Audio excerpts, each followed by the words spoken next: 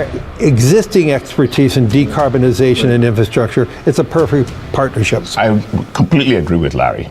This is going to be the golden age of infrastructure investing, both in terms of the need for capital as well as investors who want that capital, okay? In a move that's raising alarms across the nation, BlackRock, through its 2024 acquisition of Global Infrastructure Partners, or GIP, has surged into direct ownership of U.S. energy infrastructure. BlackRock, one of the largest asset managers on Earth, which owns just about everything, appears to be quietly buying up huge pieces of the U.S. energy grid. But don't worry, they say it's all about building infrastructure for artificial intelligence, so don't worry about it. Nothing to see here. Shifting from passive investor to hands-on controller of critical utilities and grids. The company BlackRock that's f***ing everybody in America, they're gonna be buying utility companies now.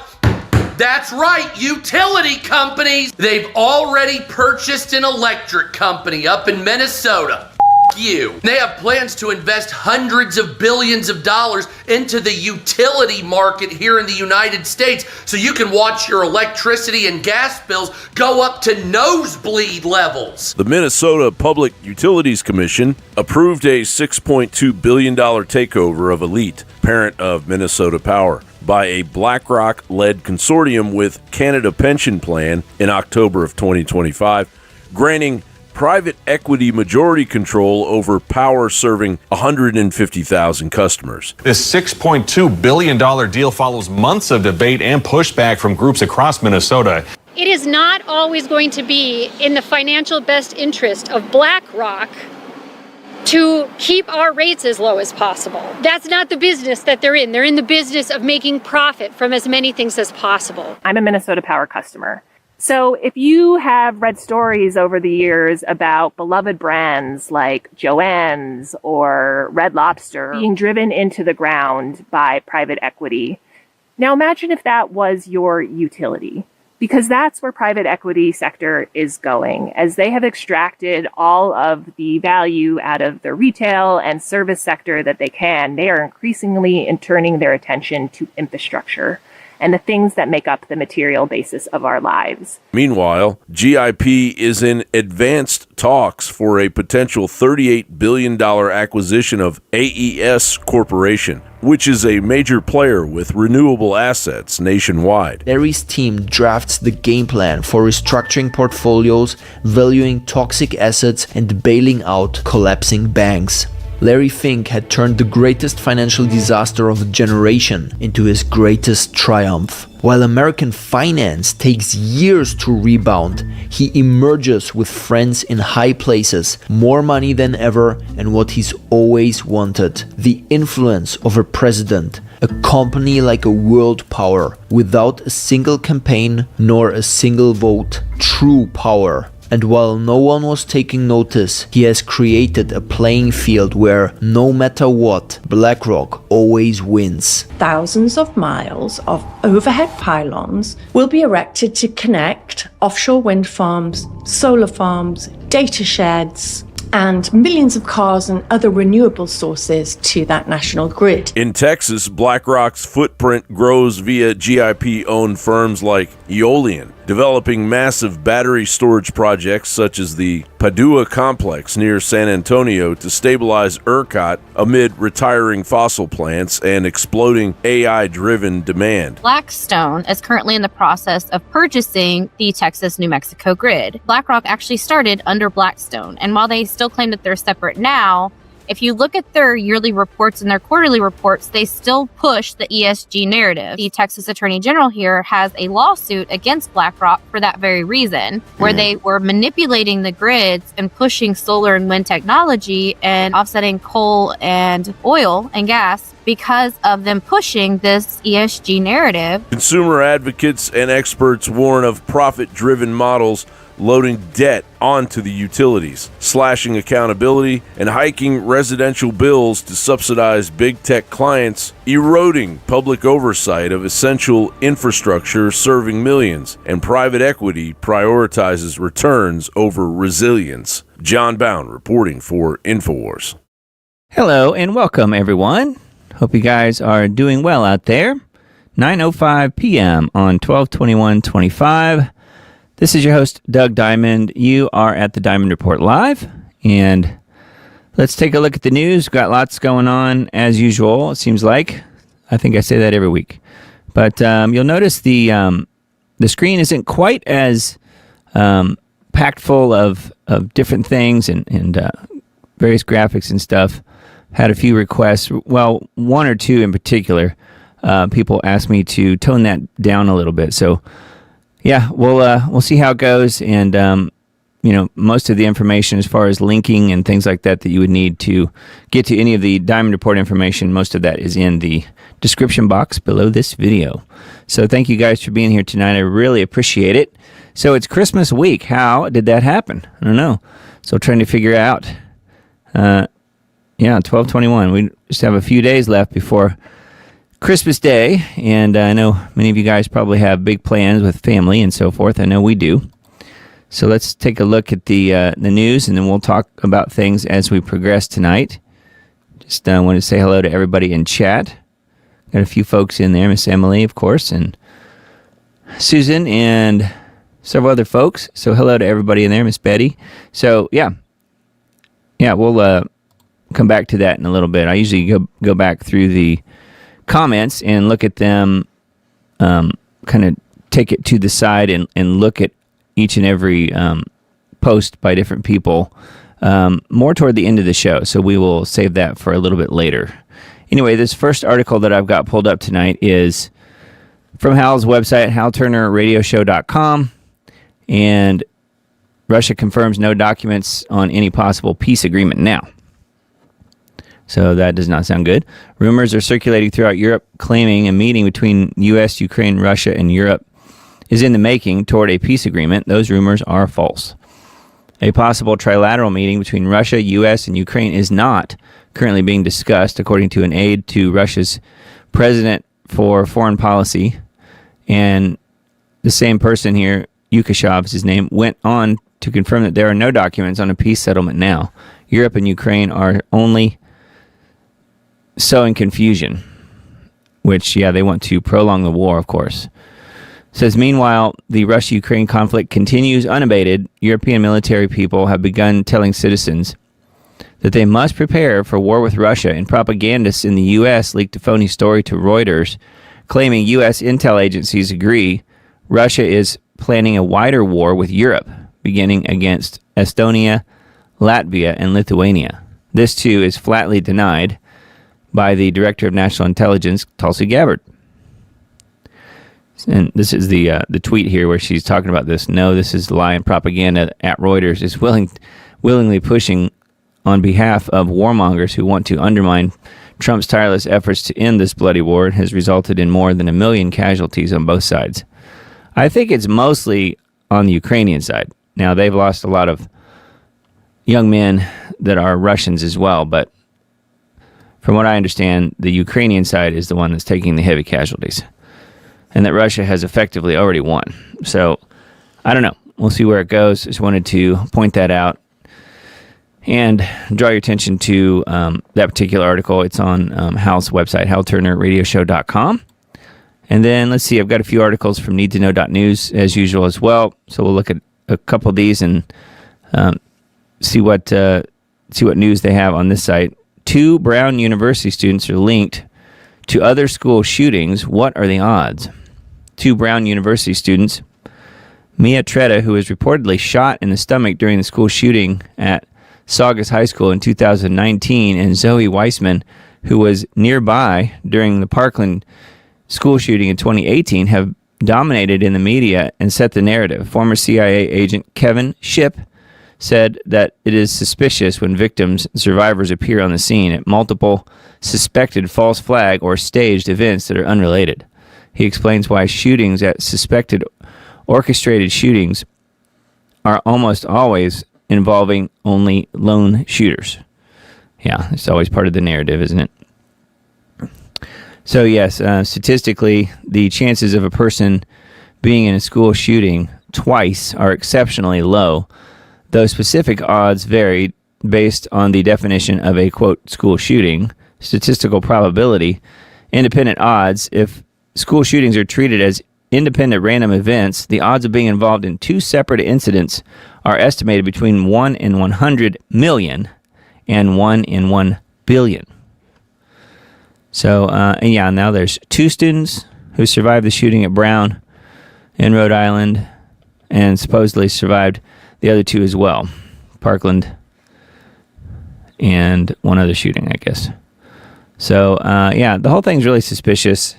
We've got more information on the Brown University thing as well. Supposedly, they got him. Supposedly, they found that the man who did it, but we'll look at that in a little bit. So, we'll get to that here in just a bit. I've got that pulled up on a separate tab on down the line here. Brown University shooter found dead, maybe linked to murdered MIT professor, which is this guy they're shown here. Poor video quality was released showing a portly man in a hoodie and mask leaving Brown, which we looked at that last week a little bit. After the alleged shooting attack that reportedly killed 2 students, Claudio Neves Valenti, I guess, a Portuguese national and Brown University student, was alleged to be the shooter, and he reportedly committed suicide. So that's very convenient, huh?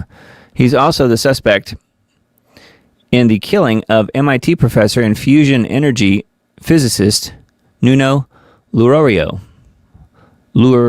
maybe, 47, who was pronounced dead at a local area hospital on Tuesday after being shot multiple times at his home on Monday night. He was also Portuguese. Some propose he was murdered for discovering free energy or alternate energy source. Israeli authorities are investigating if the murder is involved with Iran. Police identified the shooter as, and I mentioned him, Claudio, Portuguese national and Brown student. So this is, supposedly nice and tidy. They've already wrapped it all up, and they don't need to pursue it any further. So isn't that handy? It does appear to be the direction they're headed here, but they're also tying it to this guy too, which maybe there is a tie-in there. I don't know. But the whole thing just seems really questionable to me, at least. And then this one on needtoknow.news, catching up with Candace, her meeting with Erica Kirk, and interview with military whistleblower. This was really interesting. I don't know if you guys have been following this at all.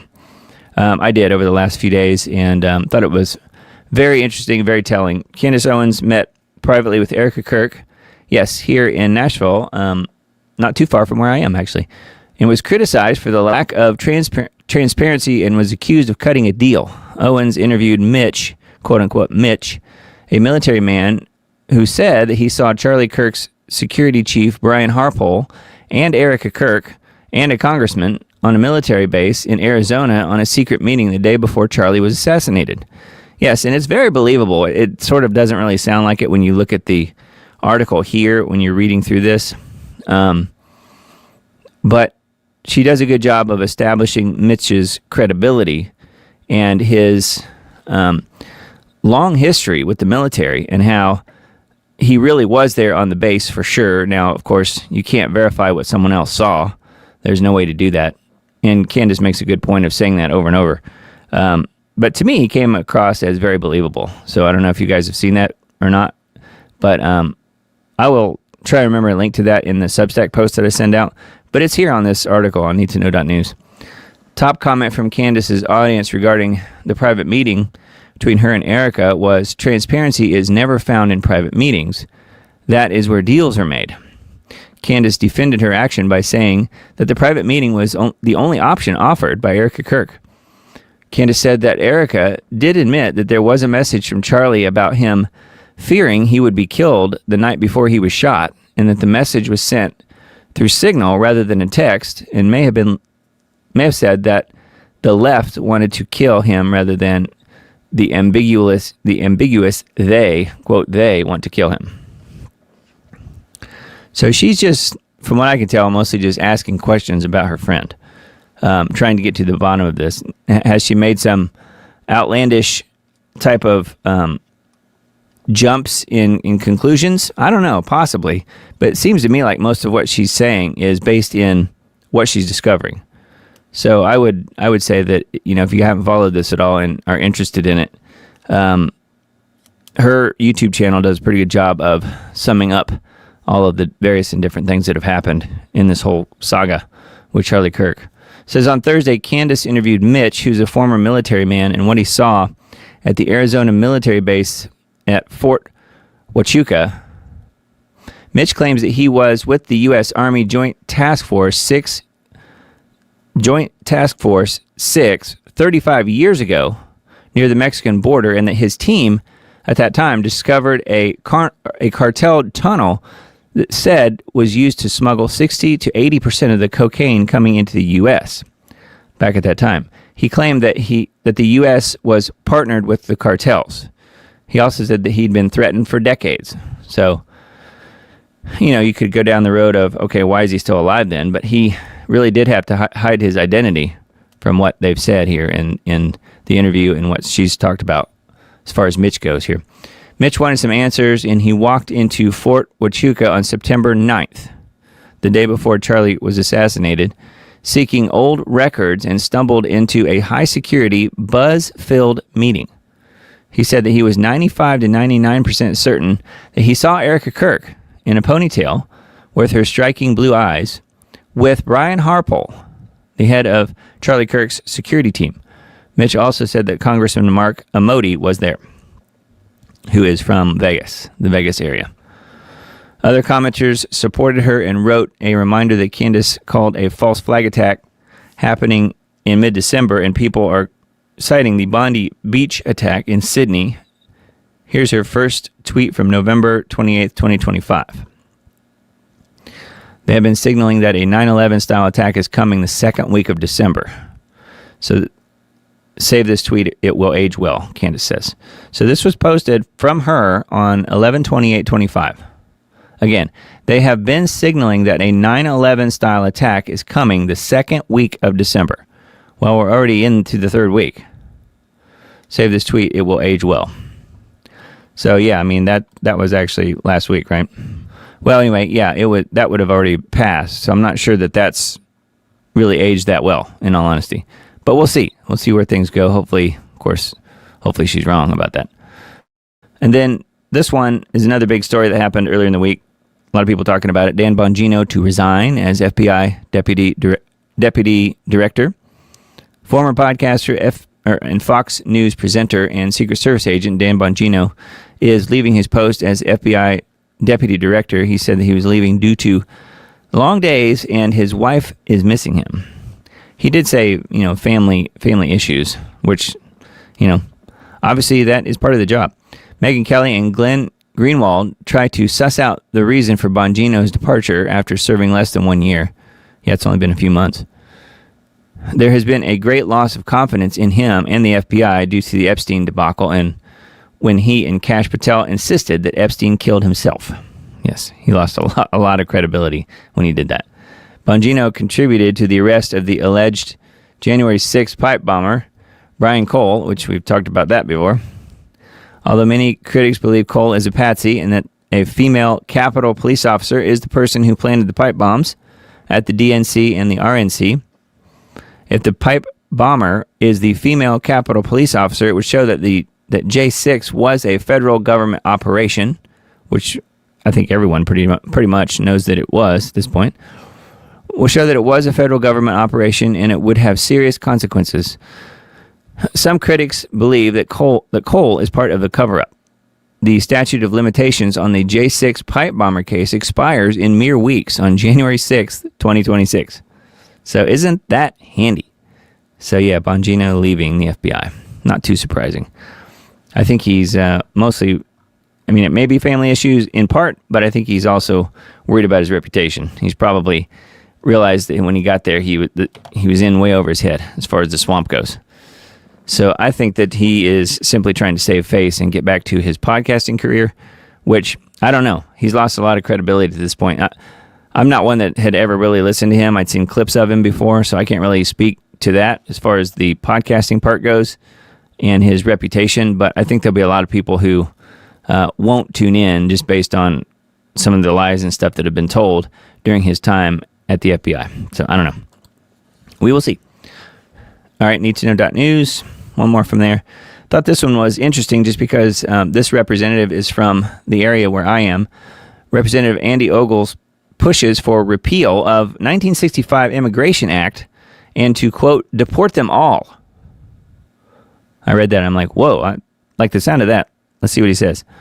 Representative Andy Ogles explained that the passage of the 1965 Immigration and Naturalization Act, known as Hart-Celler Act, opened the borders to massive inflows from the Third World. The 1965 law prioritized family reunification, which led to chain migration, where immigrants could bring family members into the U.S. This significantly increased immigration numbers and altered the demographic landscape of the country. Ogles wrote, the Hart-Celler Act scrapped the highly effective national origins quota system and replaced it with an immigration regime built to favor third world migration. Again, this was back in 65. It opened America's doors to mass inflows from the developing world, permanently reshaping our nation's demographics. Because of Hart-Celler, foreign mafias, third world gang lords, and communists took root in every major city. He criticized Zohran Mamdani and Ilhan Omar along with other cultures that are incompatible with American culture. In a recent speech, Ogles said, let's be clear, the United States of America is safer today because of President Trump. The United States of America is the dominant predator across all landscapes. Then he went straight to the numbers Congress has spent decades dodging. Since the 1965 Hart-Celler Act, we have seen chain migration on a scale I don't even think the authors of the bill could have imagined. He revealed stunning facts on the record. We've seen roughly 60 million migrants come into this country, about 90% of those from third world countries. There are roughly 300,000 Afghans in America. About 200,000 came in under Biden. Approximately 45% of Afghans are on food stamps. 68% are on Medicaid. Ogles didn't stop at domestic impact. He cited official European crime statistics that governments overseas are now openly warning about. He talks about Paris and London and so forth. And they're importing mostly all Muslims over there. But yeah, I'm looking to see where he gets into send them all back.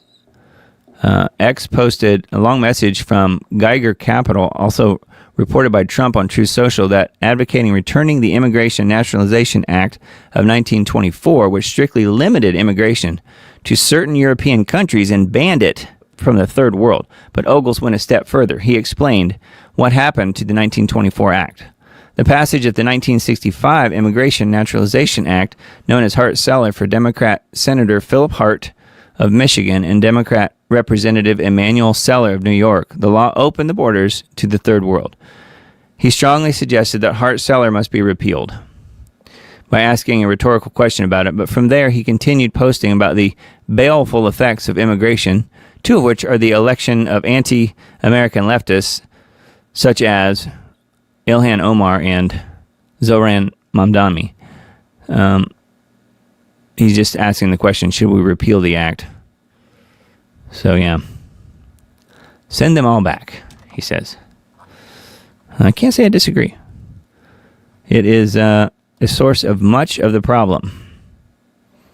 But I also think that no one in the Congress or anywhere else in D.C. has the fortitude to make that happen. Do you? Anyway, those are the articles on needtoknow.news. Liberty Beacon, Tulsi Gabbard sounds alarm on radical Islam, which we'll get into that in a minute. The West increasingly appears to be under attack from within, all thanks to nation-killing mass migration. News trends surrounding radical Islam have surged in recent weeks amid a series of alarming developments across the West. From the Afghan national who killed the one U.S. National Guard troop and severely injured another near the White House, to a terror attack in Australia and mounting threats against Christmas markets across Europe, the West increasingly appears to be under attack from within, all thanks to nation-killing mass migration. Yeah, that's the whole purpose. This is a plan. This is not an accident, is it? I'm just sort of adding that, but And then Tulsi Gabbard talking about this on Islamism. As Charlie said, it is fundamentally incompatible with our nation's foundation of freedom. They are working to implement these Islamic principles forced on people through laws or violence. Defend the West, she says. I think she's exactly right. Anyway, yeah, radical Islam. Islam is by nature radical if you do it the right way, right? It's the people who are not following the scriptures who are the nice ones. So if you can get people who are not following the scriptures to stay, I think that would be fine. Because for the most part, they are going to be pretty good additions to society. It's the radicals who are simply the people following the scriptures who are the ones that have to be deported or sent away in somehow. I don't know how. But anyway, that's what's going on here with the sounding of the alarm on radical Islam. Liberty Beacon, another article. Bill Clinton responds after half-naked photos appear in latest Epstein drop. Yep, and yet he continues to not get in trouble with this. I think it's because everyone knows how much he was involved. Bill Clinton responds after half-naked photos appear in latest Epstein drop. The White House hasn't been hiding these files for months, only to dump them late on a Friday to protect Bill Clinton. This is about shielding themselves from what comes next, Clinton's deputy chief of staff said. So there you go. For months, Democrats have tried to weaponize the delayed release of the Epstein files against Trump. After Trump got all weird about releasing the files in February, in recent weeks, House Dems selectively leaked materials to suggest the delay meant Trump had something to hide, even though none of the photos or emails implicated him in Epstein's sex trafficking. And after enormous bipartisan pressure spearheaded by Rep. Thomas Massey and MTG, Trump finally signed the Epstein Files Transparency Act into law, requiring the release of, quote, all the Epstein files no later than Friday. And while the DOJ only released about half of what they were supposed to, they did offer a deeper peek into what's going on behind the scenes. Here we're hiding some of the faces, I guess, of some of the victims, one of which is sitting on Bill Clinton's lap here. The first tranche of DOJ files released Friday include thousands of pages of material on Epstein and Ghislaine Maxwell, along with photos featuring high-profile figures such as Bill Clinton, Michael Jackson, Diana Ross, Mick Jagger, Kevin Spacey, Chris Tucker, Sarah Ferguson, Prince Andrew, and Bill Gates. Here's Jagger here in this picture. So there you go. One standout image captures Clinton in a pool or a hot tub with an unidentified woman whose face the DOJ blacked out. So again, probably considered one of the victims, I'm thinking. I don't know. Yeah, indicating that the individual is a victim or underage, which to me that would be one and the same, which was allowed by the Epstein Files Transparency Act. So there he is enjoying the hot tub with the young lady that's in there with him. Anyway, yeah, so there's just a handful of pictures on here, but the point is they did release some stuff, but not very much. Not very much as far as pictures go.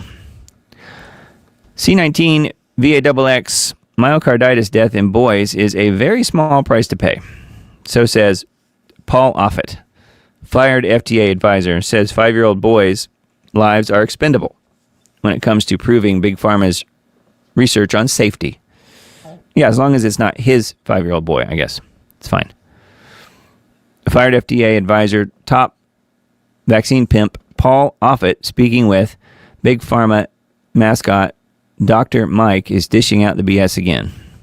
Yeah, Paul Offit is a known, I would say calling him a vaccine pimp would be a very nice description of him. It's far worse than that, actually. Bioterror Propaganda Roundup, the latest updates on the new normal, chronicling the lies, distortions, and abuses by the ruling class. Former FDA advisor, vaccine advisor, and top vaccine pimp Paul Offit, speaking with Big Pharma twink mascot Dr. Mike, recently discussed why myocarditis in boys receiving the CV-19 jabs and blood clots in the brain from the failed J&J shots were, quote, very small prices to pay. So, because of all of the wonderful, all of the good that the VAXXs did for everyone. Don't we know that to be true, right? I mean, I hope this guy has to answer for some of the stuff that he has said and some of the direction he's tried to point people over the years by taking these horrific things, meaning VAXXs. So anyway, yeah, he's totally fine with 5-year-olds and anyone else dying while taking the CV-19 jabs. Totally fine with it. It's okay with him. It's a price. It's a very small price to pay, he says. Wow. All right, and then technocracy.news, the most recent articles here, the reality of Orwell's 1984, scholarly analysis explicitly describes 1984 as a technocratic dystopia, as a counterpoint to H.G. Wells's concept of benevolent scientific planners. Wells directly referenced technocracy in The Shape of Things to Come, describing it as an attempt to restate economics on a physical energy basis and imagining scientific elites governing a rationally ordered world, a vision very close to technocratic ideology. Orwell said that Wells's confused mechanical progress with justice, liberty, and common decency. So that's interesting. George Orwell on what H.G. Wells said. Pretty wild. So that's one of the most recent articles. Surveillance state is making a naughty list, and you are on it. Government bureaucrats might think that they have some control over the surveillance state, but they would be dead wrong. The technology and infrastructure drive all data into the hands of technocrats. Our book, The Final Betrayal, makes it abundantly clear that arch technocrats like Musk, Thiel, David Sachs, Mark Anderson, Howard Lutnick, Russ Vought, Michael Kratsios, etc. have invaded Washington, D.C. with the intent to turn America into a post-1984 dystopia. Along the way, they are destroying the historical government infrastructure and replacing functionality with AI. That does seem to be what's happening, doesn't it? AI being used to replace so many things. Chinese genetic scientists modify fungus protein to replace chicken. Lovely, huh? Is Breitbart slipping in Chinese propaganda or just woke climate nonsense? Either they inserted an AI story without checking it, or it was written by a human with the same effect. Well, goody goody. Fake fungus chicken is easy on the environment, tastes better than chicken, takes up less land than real chickens, it is speedier than beef production to boot. I'm blanking on how to cultivate chickens at any price. Genetic scientists need to stop obsessing over creating fake food in competition with God, who gave us the real thing in the first place. So, well said. Yes, so a fake fungus to replace chicken. Wow. No thanks. Don't mess with my chicken. That's what I say. All right, that's a technocracy.news article. Police have identified former Brown University student Claudio Neves Valent, the MIT professor in Massachusetts, while also confirming he died of a self-inflicted gunshot wound. So isn't that convenient how well it was wrapped up for us all? They don't even have to put forth any effort to go find him now. It's all done.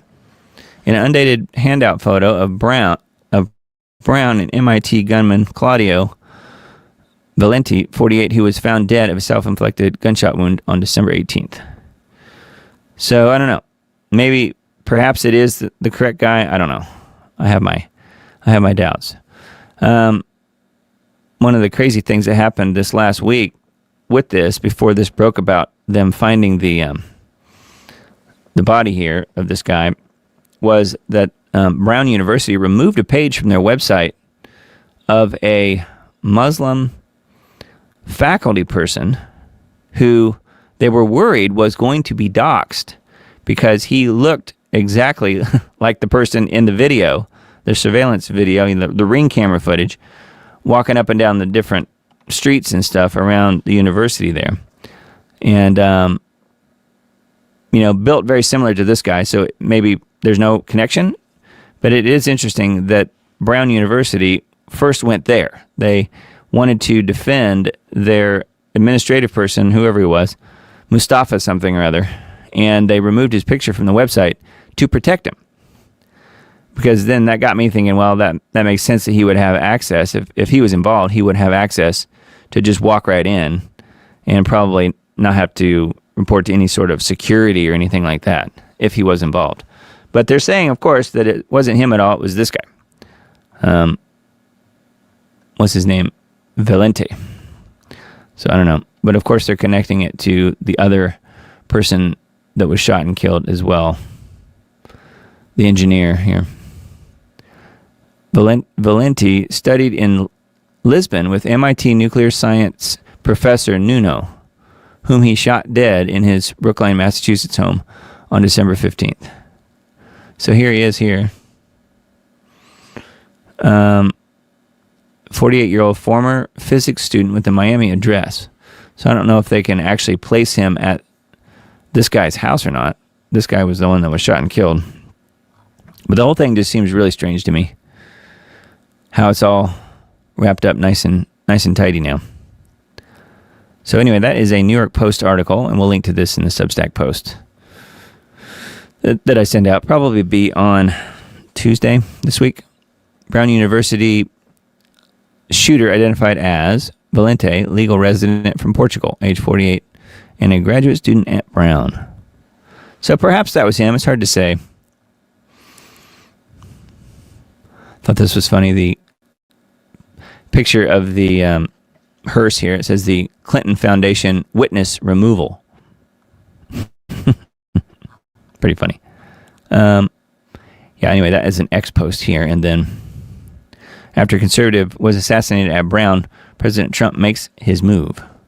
So this is Sarah, Ella was the person who he was targeting there at Brown.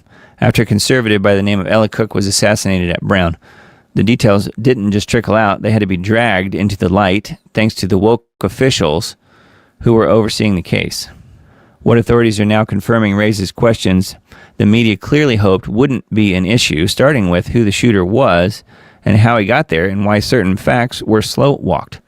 As police began publicly identifying the suspect, the story immediately became more complicated than many in the media were prepared to deal with. The Providence, Rhode Island chief of police confirmed the identity of the Brown University shooter, along with several details that changed how this case should be understood. Yeah, they did do that.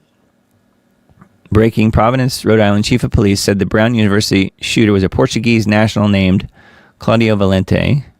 Shooter was an immigrant student and a Muslim who shouted "Allah Akbar."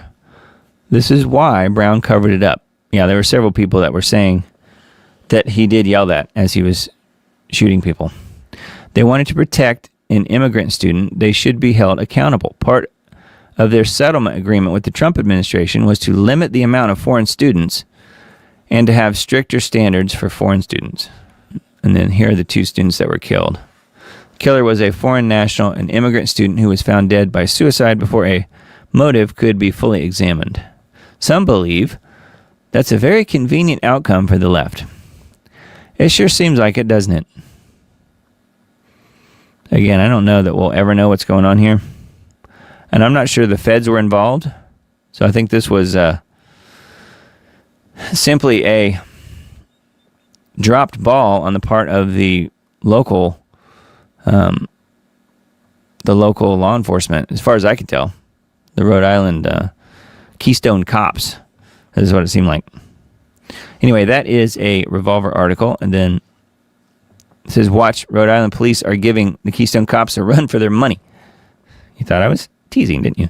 At this point, the investigation into the Brown University shooting is starting to feel less like a serious manhunt and more like a goofy Saturday Night Live parody.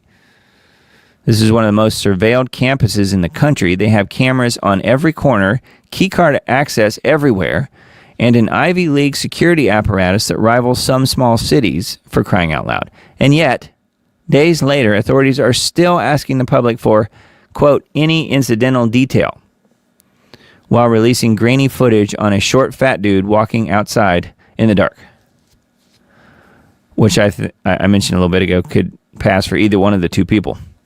The person that they found, but also this other Mustafa person that they removed from the website. It says even Trump has weighed in publicly asking how a modern university like Brown could possibly have so few usable security cameras. Yeah. They literally had like 800 cameras and none of them were working. So, very convenient, wasn't it?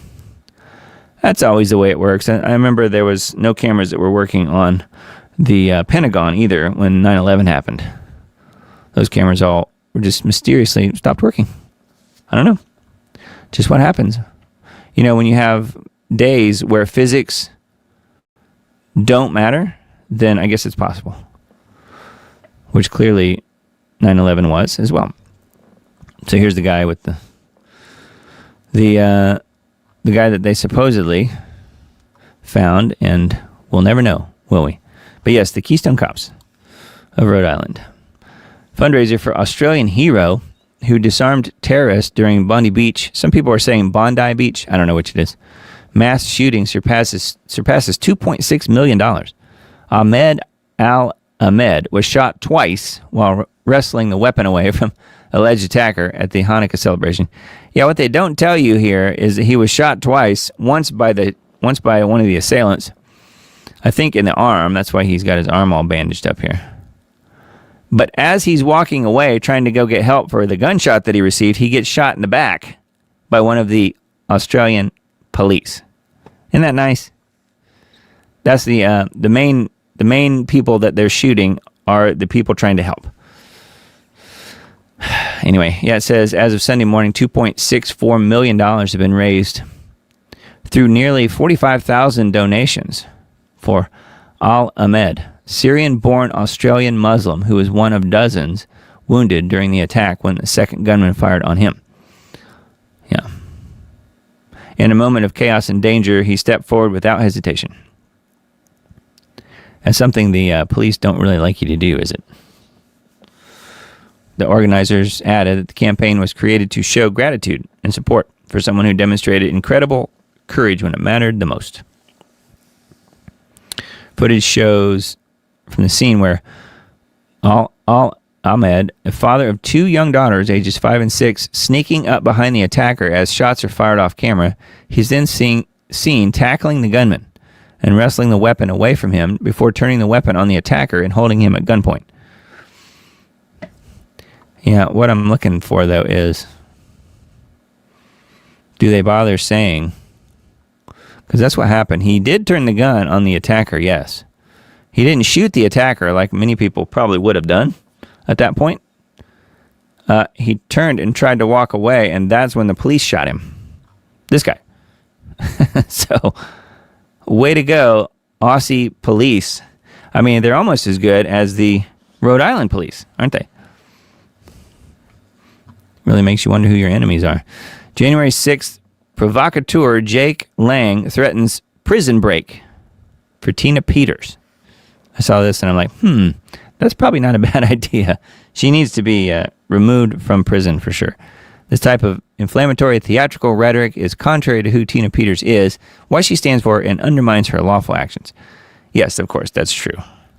But it is interesting. Jake Lang, January 6th, defendant running for U.S. Senate in Florida, posted an explicit threat on Monday declaring he would organize a prison break for Tina Peters, a former county clerk serving 9 years stemming from her efforts to prove election fraud, unless she is released by January 31st, 2026. The inflammatory post on X escalates ongoing tension over Peters' imprisonment and raises new questions about Lang's motivations, and amid persistent allegations from within the January 6th community that he may be a federal informant, because he said that, I guess. Lang's post announced, "We are the people coming to break Tina Peters out of prison in 45 days. I don't think he's serious about that. Maybe I'm wrong, but I sincerely doubt it. He claims that if Peters was not released from La Vista Correctional Facility in Pueblo by this deadline, that U.S. Marshals and January 6ers Patriots will be storming in to free Tina." Yeah, I think he did that mostly for clicks, don't you? But I do think what needs to happen is, like I said before, Trump needs to federalize the prison and then go in and remove her, because that's the only way she's going to get any justice, and keeping in mind how bad her health is at the moment. So I thought that was kind of interesting that you got somebody out there saying we're going to break her out of prison. Wow. Pretty crazy. A couple MSN articles. U.S. plans to stop recommending most childhood VAXXs and defer to doctors. How about that? Trump administration plans to shift the federal government away from directly recommending most VAXXs for children and suggests they receive fewer shots to more closely align with Denmark's immunization model, according to two people familiar with the matter. Federal health officials are weighing VAXX guidance that would encourage parents to talk to a doctor to make decisions for most shots, according to the people who spoke on the condition of anonymity to describe internal deliberations. This approach would mark a fundamental shift in the U.S. healthcare system, which generally relies on federal health agencies to guide how patients are protected against disease. And of course, we all know, if you listen to this show, we all know that VAXXs protect you from literally nothing. All they do is make your health worse because you cannot inject health. Plain and simple. It says it was not immediately clear which shots would no longer be recommended. The plans are still in flux. So I thought that was good news. We'll see if it actually happens or not. And it is interesting that the mainstream media, MSN in this case, is reporting that. So we'll see. Another big story this week was what happened to Rob Reiner. Very tragic. Nick Reiner really resented his dad, Rob, hated himself for not being as prolific. Nick Reiner, who was arrested on charges of murdering his famous father, Rob, really resented his dad. And Insider told Page 6, which I don't know what that is. Maybe a Hollywood rag type thing. I don't know. Our source elaborates that Nick hated himself for not being as talented, prolific, or beloved as his dad or granddad. Yeah, his granddad, I think a lot of people probably forgot, was Carl Reiner. Carl Reiner, you may remember, was on, if you ever watched the Dick Van Dyke Show, his father, Carl Reiner, was on the Dick Van Dyke Show a lot. He was the, forget his name on that show, but he was the main person that Dick Van Dyke and his crew of comedy writers were writing for. Maybe you guys can put that into chat if you've seen Dick Van Dyke recently. But yeah, Rob Reiner had some really, really interesting and good movies. The Princess Bride, for me, is probably one of my top movies. And he made that brilliant film. But he needed to keep his mouth shut about politics because he definitely stepped into it when he got into that. But definitely did not deserve what happened to him. That is just horrible. Says Rob's father, Carl Reiner, was also an actor, comedian, screenwriter, director, and author whose career spans 7 decades and was marked by numerous accolades as well. Meanwhile, Nick, 32, has been battling drug addiction for more than half of his life. He co-wrote the semi-autobiographical film Being Charlie. Interesting name, huh? About his almost 20 stints in rehab, which was directed by Rob. On Sunday afternoon, Rob and his wife, Michelle Singer Reiner, 68, were found stabbed to death in their LA home located in the neighborhood of Brentwood, with insiders claiming their throats had been slit following a very loud argument with a family member. Yeah, I think it was reported at least that they were at Conan O'Brien's Christmas party, and that's when a lot of this stuff transpired as far as the arguments and stuff. So I don't know. Here's Carl Reiner right here. So Rob Reiner's father, Carl Reiner. So anyway, very sad, but yes, when you have a situation like that where you get drugs involved, anything can happen, and evil does often take over, and it certainly did in his case. That's really too bad. But that is an MSN article, and then this one too, why Nick Reiner will likely plead not guilty for the murder of the parents.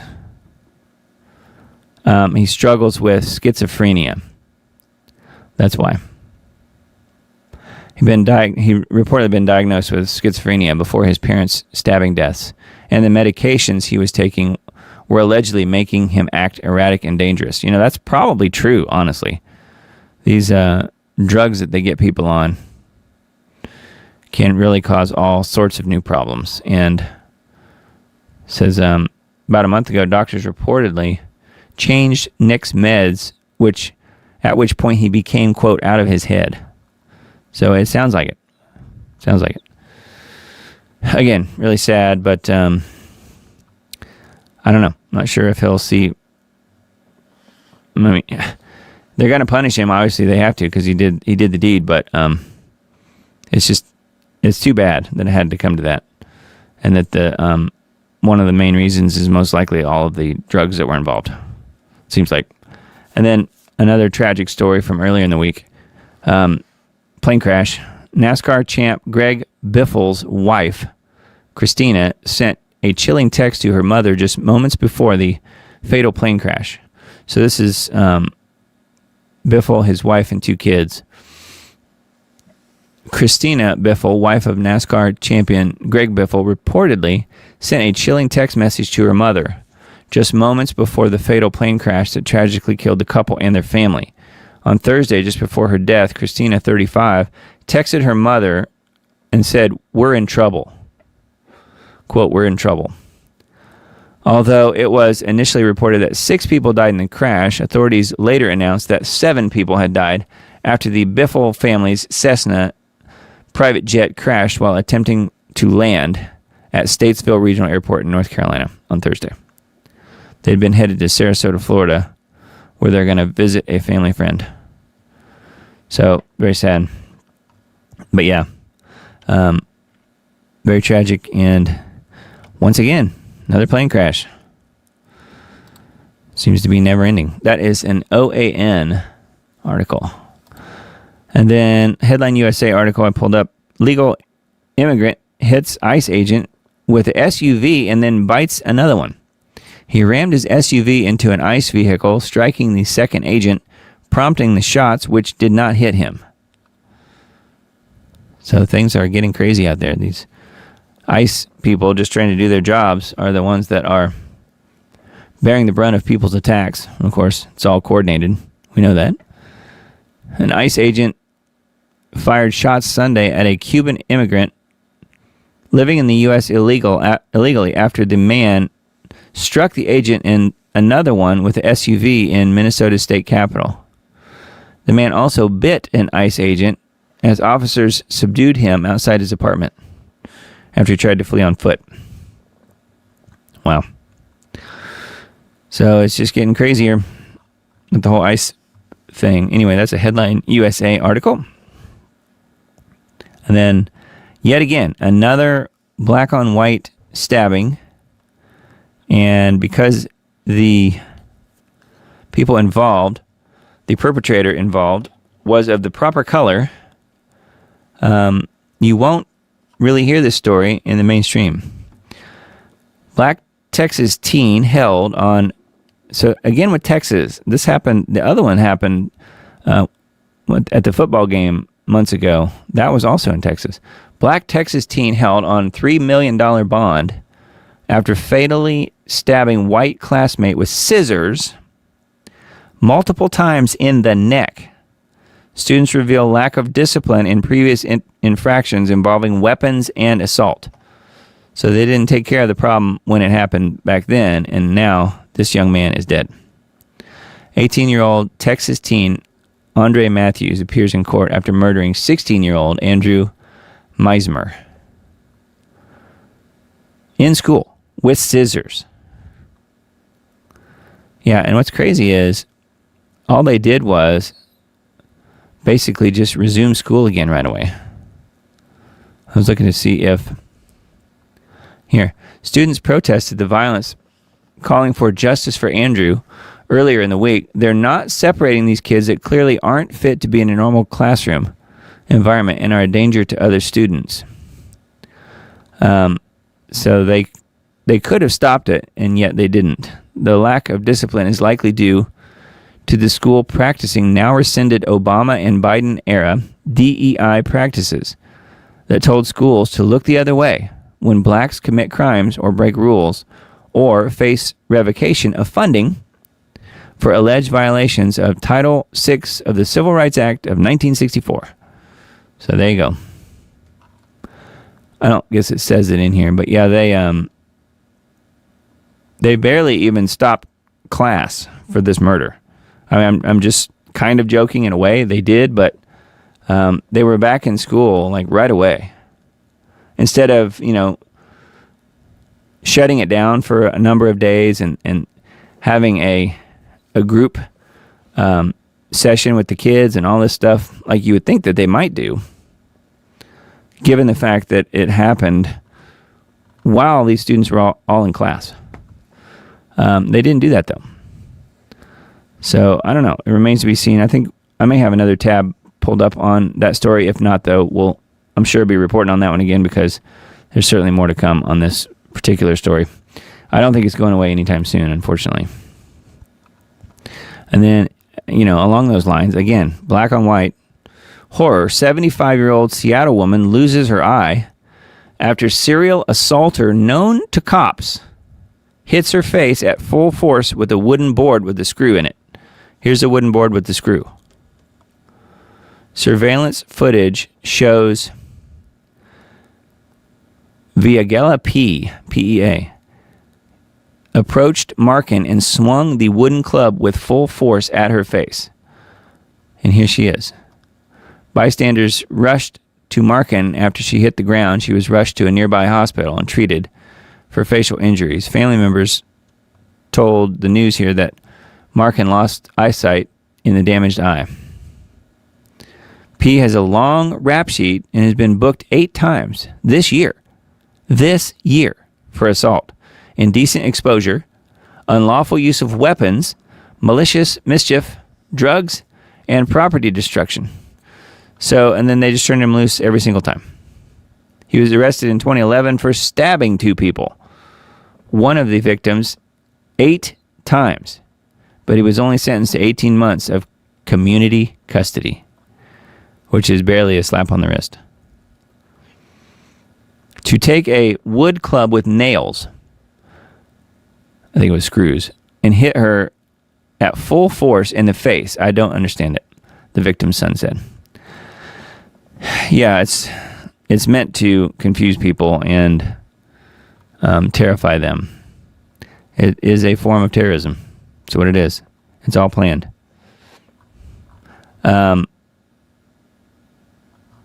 Yeah, she was just, I don't think the video of it happening is embedded here. She was just literally just standing on the street corner or walking down the street, and he smashes her in the face with the board. So, wow. Again, more evidence, in my opinion, that we are in the end times. Okay, and then this one I thought was interesting just because I've heard a lot of talk about this game over the years. And this one is a little, I guess, closer to home because it says Tennessee Attorney General sues Roblox. Says the game is a gateway for predators targeting children. Tennessee Attorney General announced a lawsuit against Roblox Corporation, which is owned by Microsoft, by the way, last week, claiming the popular game has become a haven for child predators while misleading parents about its safety. And that's something that they've talked about pretty often on some of the various shows on InfoWars. So I already knew about this. And if your kids are playing this game, Roblox, you might want to double check that and think twice about it because it is seriously bad news. Roblox invites children into a fantastic online world with the promise of creativity and play, but that wonderland is a trap that lets the company sell sophisticated predators access to these vulnerable kids. Roblox worked to reduce oversight and child safety resources despite repeated warnings because less overhead meant more profit. And the whole time, the company lied and said safety was its top priority. The allegations paint a disturbing picture of how Roblox's design and features allegedly enable harmful content and grooming. Pure evil. Leftists on Roblox are uploading sick games for children to relive the Charlie Kirk shooting. So that's where we are. Some sort of animated, redo, I guess, of the Charlie Kirk shooting in the game. I think some of that was banned, but I don't know if they can continuously keep it out of the Roblox game. Says nonprofit groups combating child exploitation have long warned that Roblox is often the first point of contact for predators, luring kids into dangerous interactions. The state argues that Roblox delayed implementing better verification measures, putting profits ahead of preventing abuse. Tennessee now joins a growing number of states taking action against Roblox amid nationwide security concerns. So where you don't want this to go, though, is demanding an ID for everyone that is using the internet because of what's happening on Roblox. You don't want to go that far. That's a little too far. You know what I mean? Roblox is the problem here, not me and you, for using the internet. And so that's a little bit concerning to me because I feel like that's where they could go with it. Oh, well, we just have to have a digital ID for everyone. You'll have to show your ID as soon as you get online. And then it's all downhill from there, isn't it? Tennessee is seeking court-ordered reforms to enhance child safety on the platform, as well as civil penalties under the TCPA, which is what? Tennessee something. Child Protection Act, I guess. So anyway, thought I would mention that because undoubtedly if you guys have youngsters in your family, they either are playing or have been playing Roblox. Guaranteed. So it's something to definitely be inquisitive about on your part. All right, and then we've got a couple RT articles. Macron betrayed Merz. French leader reportedly refused to support the German chancellor's push to tap frozen Russian assets to finance Kiev. French President Macron betrayed Merz by failing to back the German chancellor's push to steal Russian assets frozen in the EU to fund Ukraine. Earlier this week, EU leaders failed to agree on the European Commission's controversial proposal to use Russia's immobilized central bank funds, so in other words, money they stole from Russia, to finance Kiev's military and their economy. On Sunday, the FT, Financial Times, citing an anonymous senior EU diplomat, reported that Macron betrayed Merz, and he knows that there will be a price to pay for that. According to the publication, while the French president did not publicly object to the so-called reparations loan proposal, Macron privately called its legality into question. Moreover, his team reportedly indicated that France, saddled with mounting debt, would be unlikely to issue guarantees in case the impounded assets had to be returned to Russia. Sounds like they're already using the money, doesn't it? Yeah, impounded assets. So they wanted to use the impounded assets of Russia, billions of dollars, to fund the Ukraine war against Russia. That's literally what they're trying to do. That's what Merz is wanting to do. And others from the EU. And apparently, Macron has said no, for whatever reason. So that's interesting, huh? Yeah, they're saying that Ukraine will be completely bankrupt by second quarter of next year, is what I've heard. So I would think at some point, that's got to end if they're completely out of money. And I don't know that the EU can prop them up any further at that point. So second quarter 2026 is the posited target there for Ukraine being completely broke. So we will see. Anyway, and then Steve Witkoff calls talks with Putin envoy productive. Russia remains fully committed to achieving peace in Ukraine, President Trump's confidant said. U.S. Special Envoy Witkoff has described the latest negotiations with Putin's envoy as productive and constructive, signaling continued momentum in Washington-led efforts to reach a settlement on the Ukraine conflict. But remember how we started the first article tonight. Let me go back to it here. No documents or any possible peace agreement now. So, I mean, I don't know what to believe here, but clearly what we were talking about early on, this one was propaganda reported by Reuters. But it makes me wonder if this is as well. I don't know. In a statement on X posted on Sunday, Witkoff said that they held meetings over the past 2 days in Florida that included Witkoff, Trump's son-in-law Jared Kushner, of course, and White House official Josh Gruenbaum. The discussions, he said, were aimed at advancing Trump's peace plan for Ukraine. Russia remains fully committed to achieving peace in Ukraine, Witkoff wrote, adding that Moscow highly values the efforts and support of the United States in resolving the conflict and restoring global security. Neither Washington nor Moscow disclosed specific outcomes from the meetings, but both sides have portrayed the dialogue as constructive, suggesting further contacts may follow. So, I don't know. Not sure what to make of that, other than, it's saying that they're meeting in Florida. So it could be that part of it's true. I don't know. Something to take a look at, though, if you're interested. It's on RT.com.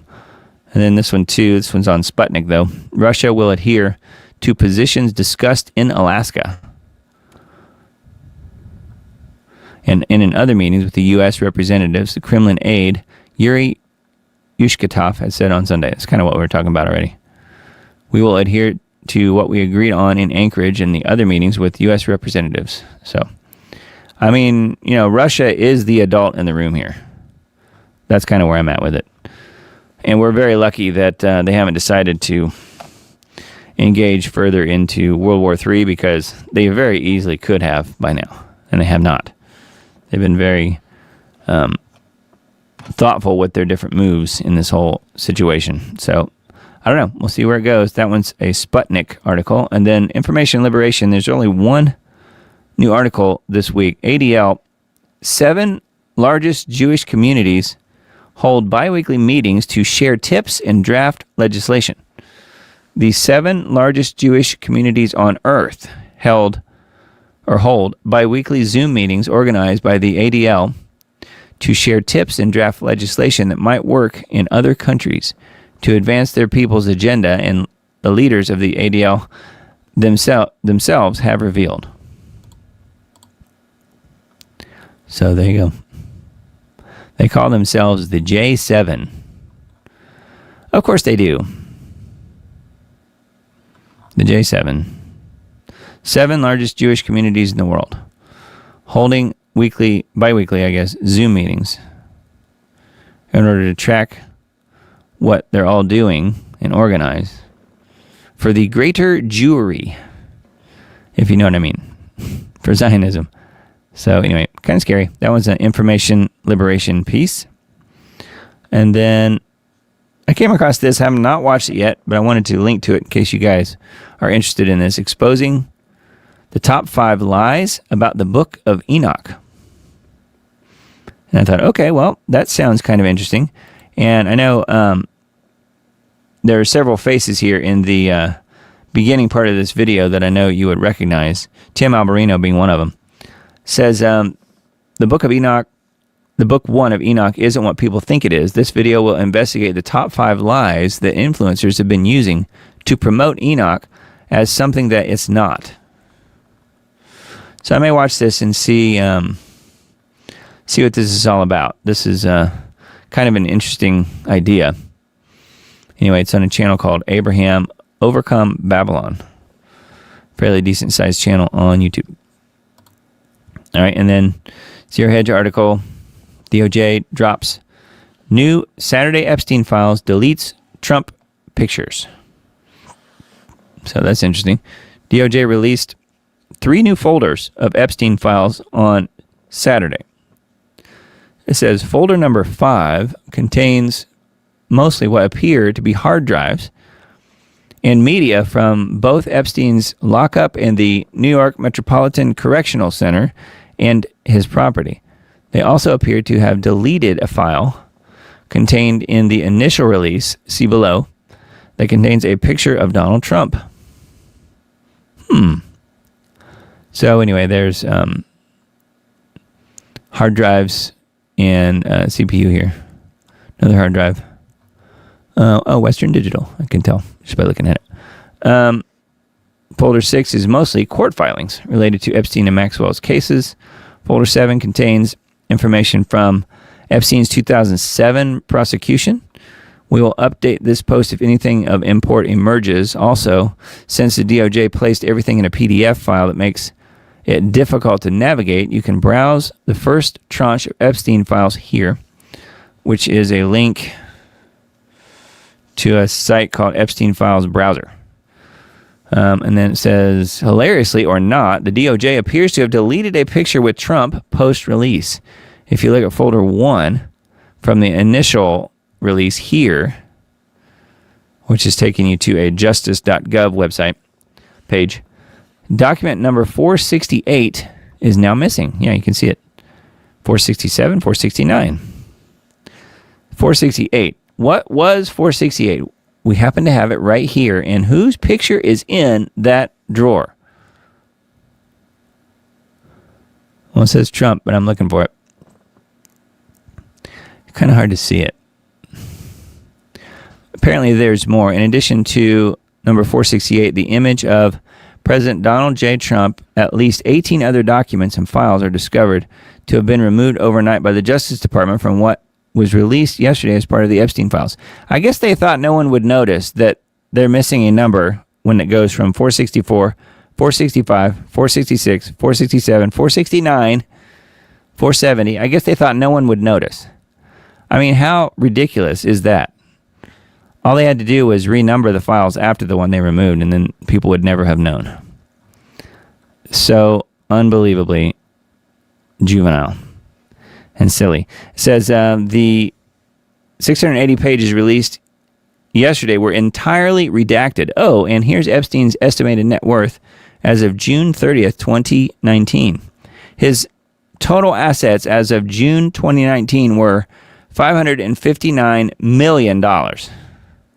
Because he worked so hard, clipping coupons and being frugal with his money.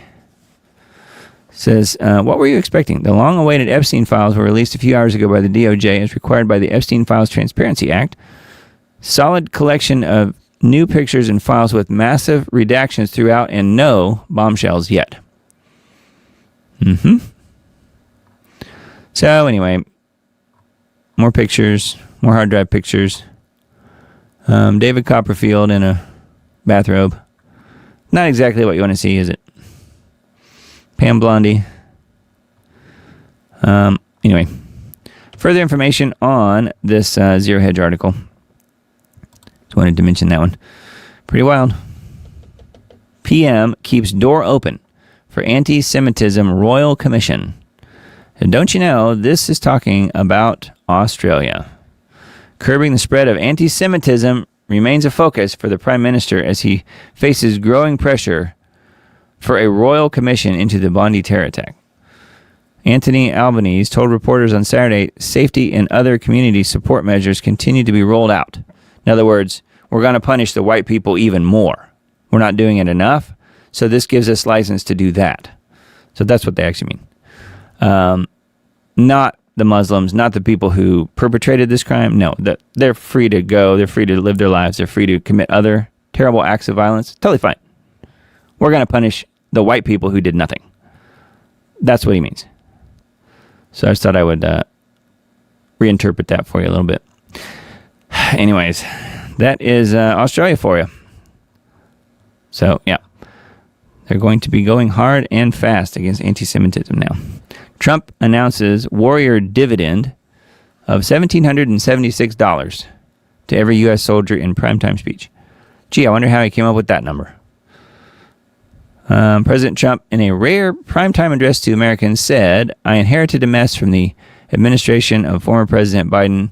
The warrior dividend Trump announced for 1,450,000 U.S. service members will cost about $2.5 billion. Trump predicted the largest tax refund season of all time in 2026. Gee, we could hope. At a time when many Americans are worried about inflation and the strength of the economy. So yeah, it says in a rare televised primetime address, he announced a plan to send more than 1 million members of the U.S. military a $1,776 warrior dividend. So I'm not sure, other than being in the military, I'm not sure what you'd have to do to qualify for that, but I don't know if they'll just all get it or if it will even happen. Most likely people will hold him accountable for this, so being how he's announced it, this will probably happen, is my guess. So $1,776 coming to each and every U.S. soldier. So, pretty cool. You wouldn't see that from Biden, that's for sure. I came across this and just thought it was very emblematic and very humorous in a way.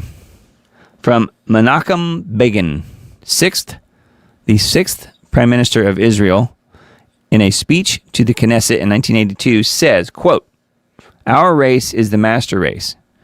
We are divine gods on this planet. In fact, compared to our race, other races are beasts and animals, cattle at best," says this guy. Cattle at best.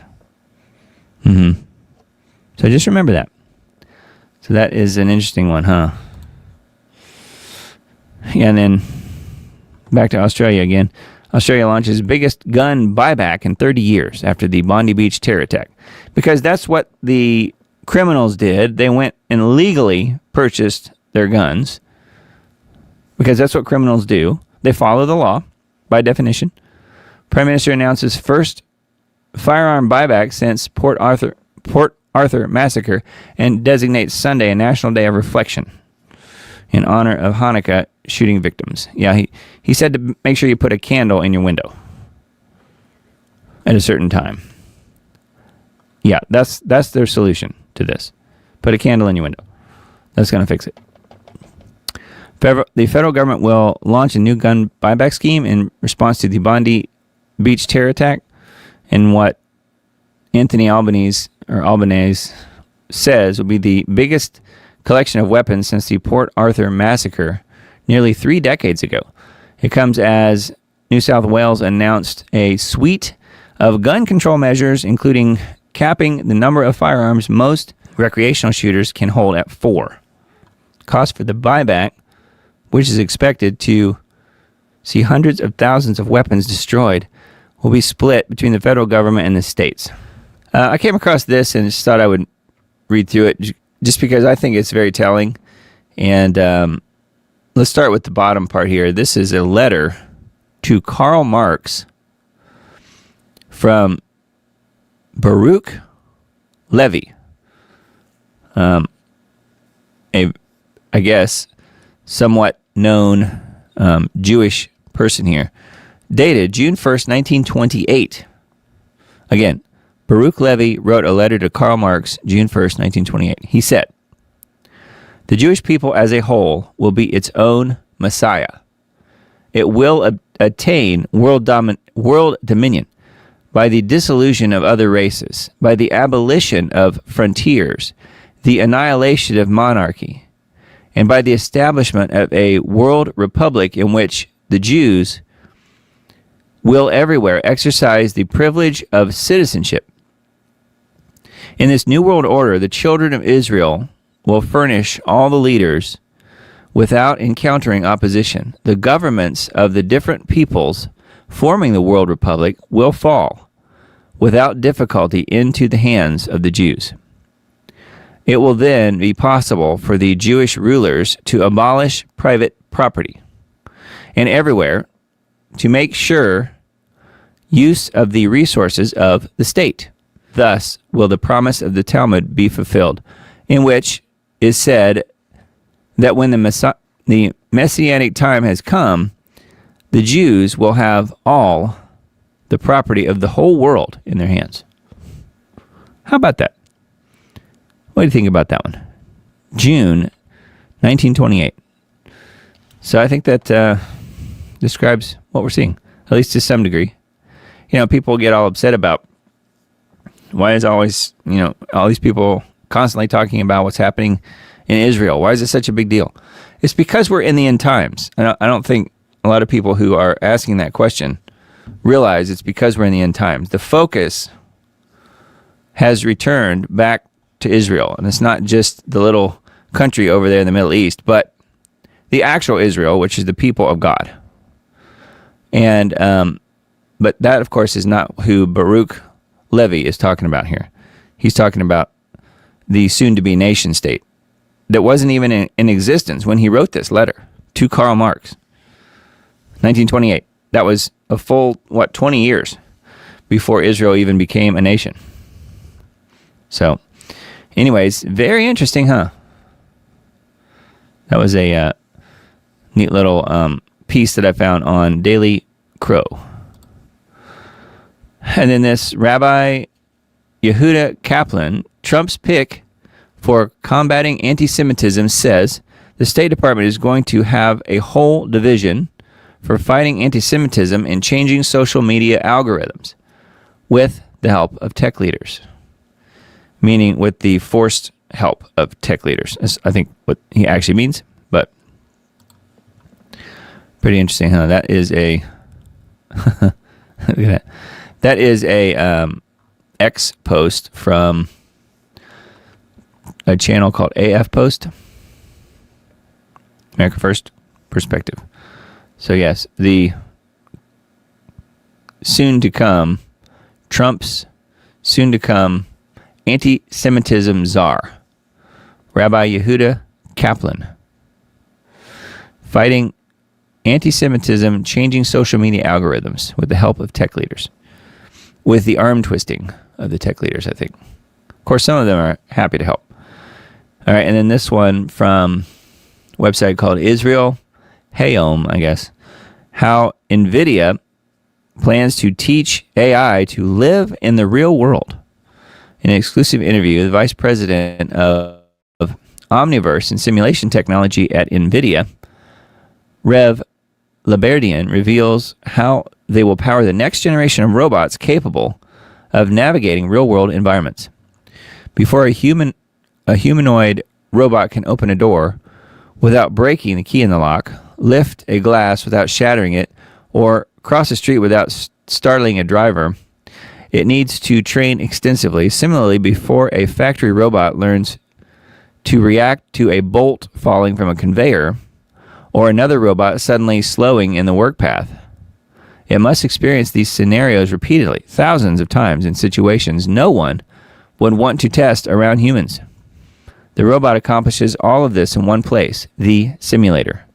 NVIDIA's simulation world, Omniverse, the company's virtual environment platform, which we talked about on this before, and Anthony Patch, my good friend and mentor, has talked about the Omniverse for a long time. NVIDIA and what they were using this Omniverse to do. NVIDIA Simulation World, the Omniverse, the company's virtual environment platform, serves as the environment where robots are born, quote unquote born. It functions as a cognitive kindergarten where humanoid robots learn to walk, operate, understand, react, fall, and rise. Just as an infant develops cumulative motor and cognitive abilities, the robot learns within an artificial world governed by real-world physical laws. The simulator generates thousands of situational variations: a glass falling at a different angle, a slightly higher step, weak lighting, a person crossing too quickly in the movement path, to teach the robot to react to as many scenarios as possible. If we want to build intelligence that understands the physical world and operates within it, we need to teach it in a world similar enough to reality so it can function within its safety, efficiency, and controllability. Rev Laberdian, NVIDIA's vice president of simulation technologies and the Omniverse, said in an exclusive conversation with this website. That's him there. Rev Laberdian, I guess. Anyway, and this got some background on him. This is the CEO of NVIDIA, or as Donald Trump calls it, NVIDIA. Shows you how clueless Donald Trump is. He calls NVIDIA the the leading tech company probably in the entire world. He calls them NVIDIA. No, it's NVIDIA. And it's Jensen Huang that we're looking at here. He's the CEO of NVIDIA. From language understanding to world understanding. Releasing the genie from the GPU. Again, GPU, graphical processing unit, if you didn't know. Far beyond what we imagined. The network that learned to see. So there's quite a bit here. I thought it was kind of interesting just because you don't really see all that much about NVIDIA's Omniverse. And that's really what this is about. Pretty wild. And then this one from Singularity Hub, along those lines. These robots are the size of single cells. Single cells. And cost just a penny a piece. Look at this. Single cell sized robots. These microbots have tiny computers, sensors, and actuators. They can sense temperature and swim autonomously. When it says swim, I think you probably know, just like I do, what they mean. They mean inside the human body. That's what they mean. I don't know if it actually says that. We'll see. Robots, each the size of a single cell, casually turn circles in a bath of water. Suddenly, their sensors detect a change. Parts of the bath are heating up. The microbots halt their twirls and head for warmer waters, where they once again settle into lounge mode, all without human interference. So I was just talking about it in a testing situation here. Anyway, spooky physics. Intelligent living microbots surround us. Despite their miniature size and lack of a central brain, single-celled creatures are quick to sense, learn, and adapt to shifting surroundings. If evolution can craft these resilient microorganisms, why can't we? Do you think evolution crafted any resilient microorganisms? I know I certainly don't. So far, the smallest robots that can sense, be reprogrammed, and move on command are at least bigger than a millimeter, or roughly the size of a grain of sand. Further shrinking runs into roadblocks based on fundamental physical principles, just as quantum computing departs from everyday physics with one computational quirk famously called spooky action at a distance by Albert Einstein. The rules that guide computer chip and robotic performance also begin to behave differently at the microscopic scale. For example, forces on robots' surface become disproportionately large, so the devices stick to everything, including themselves. This means motors have to ramp up their power, which swiftly exhausts scarce energy resources. Drag also limits mobility, like trying to move with a parachute in a strong wind. Processors suffer too. Shrinking down computer chips cause noise to skyrocket, while sensors rapidly lose sensitivity. You can get around all this by controlling a bot's movement externally with lights or magnets, which offloads multiple hardware components. So it goes on. Honey, I shrank the chips. It goes on from there. There's a little bit more. Again, that is a Singularity Hub article. And then Futurism article that I came across. The things that young kids are using AI for are absolutely horrifying. And again, kind of like the Roblox article I mentioned tonight, if you have youngsters in your family, just be careful of what they're using AI for. It says, we have a pretty big issue on our hands that I think we don't fully understand the scope of. New research is pulling back the curtain on how large numbers of kids are using AI companion apps, and what it found is troubling. A new report conducted by the digital security company Aura, A-U-R-A, found that a significant percentage of kids who turn to AI for companionship are engaging in violent role plays, and that violence, which can include sexual violence, drove more engagement than any other topic kids engage with. Drawing from anonymized data gathered from the online activity of roughly 3,000 children age 5 to 17 whose parents use Aura's parental control tool, As well as additional survey data from Aura and Talker Research, the security firm found that 42% of minors turn to AI specifically for companionship or conversations designed to mimic lifelike social interactions or role-play scenarios. Conversations across nearly 90 different chatbot services from prominent companies like Character.ai to more obscure companion platforms were included in the analysis. Of that 42% of kids turning to chatbots for companionship, 37% engaged in conversations that depicted violence, which the researchers defined as interactions involving themes of physical violence, aggression, harm, or coercion. That includes sexual or non-sexual coercion. The researchers clarified, as well as descriptions of fighting, killing, torture, or non-consensual acts. Half of these violent conversations, the research found, included themes of sexual violence. The report added that minors engaging with AI companions in conversations about violence wrote over 1,000 words per day, signaling that violence appears to be a powerful driver of engagement, the researchers argued. So that is pretty interesting. Research comes as high-profile lawsuits alleging wrongful death and abuse at the hands of chatbots and so forth. People dying by suicide, teenagers, and so forth. So something to definitely keep your eyes on. This is a Futurism article. And again, if you have little kids, you might want to pay attention to this. Or if you have, grandkids, you might want to look at this as well. Slay News article, UK government rejects public calls to reverse censorship laws. Of course they do. The UK's Socialist Labour Party-controlled government has rejected calls from the British public to roll back its Orwellian censorship laws instead of doubling down on digital restrictions, even as backlash intensifies at home and abroad. Britain's globalist government rejected widespread public demands to roll back its sweeping Online Safety Act, OSA. More than 160,000 Britons signed a petition. Oh, that'll work. Urging Parliament to repeal the act. A law critics warn has rapidly evolved from a child protection measure into one of the most aggressive censorship systems in the democratic world. Yes, and who is it that's in charge over there? Who is it that's this guy's boss? You know who I'm going to say, don't you? King Charles III. Yes, they have one of the worst censorship systems in the entire democratic world.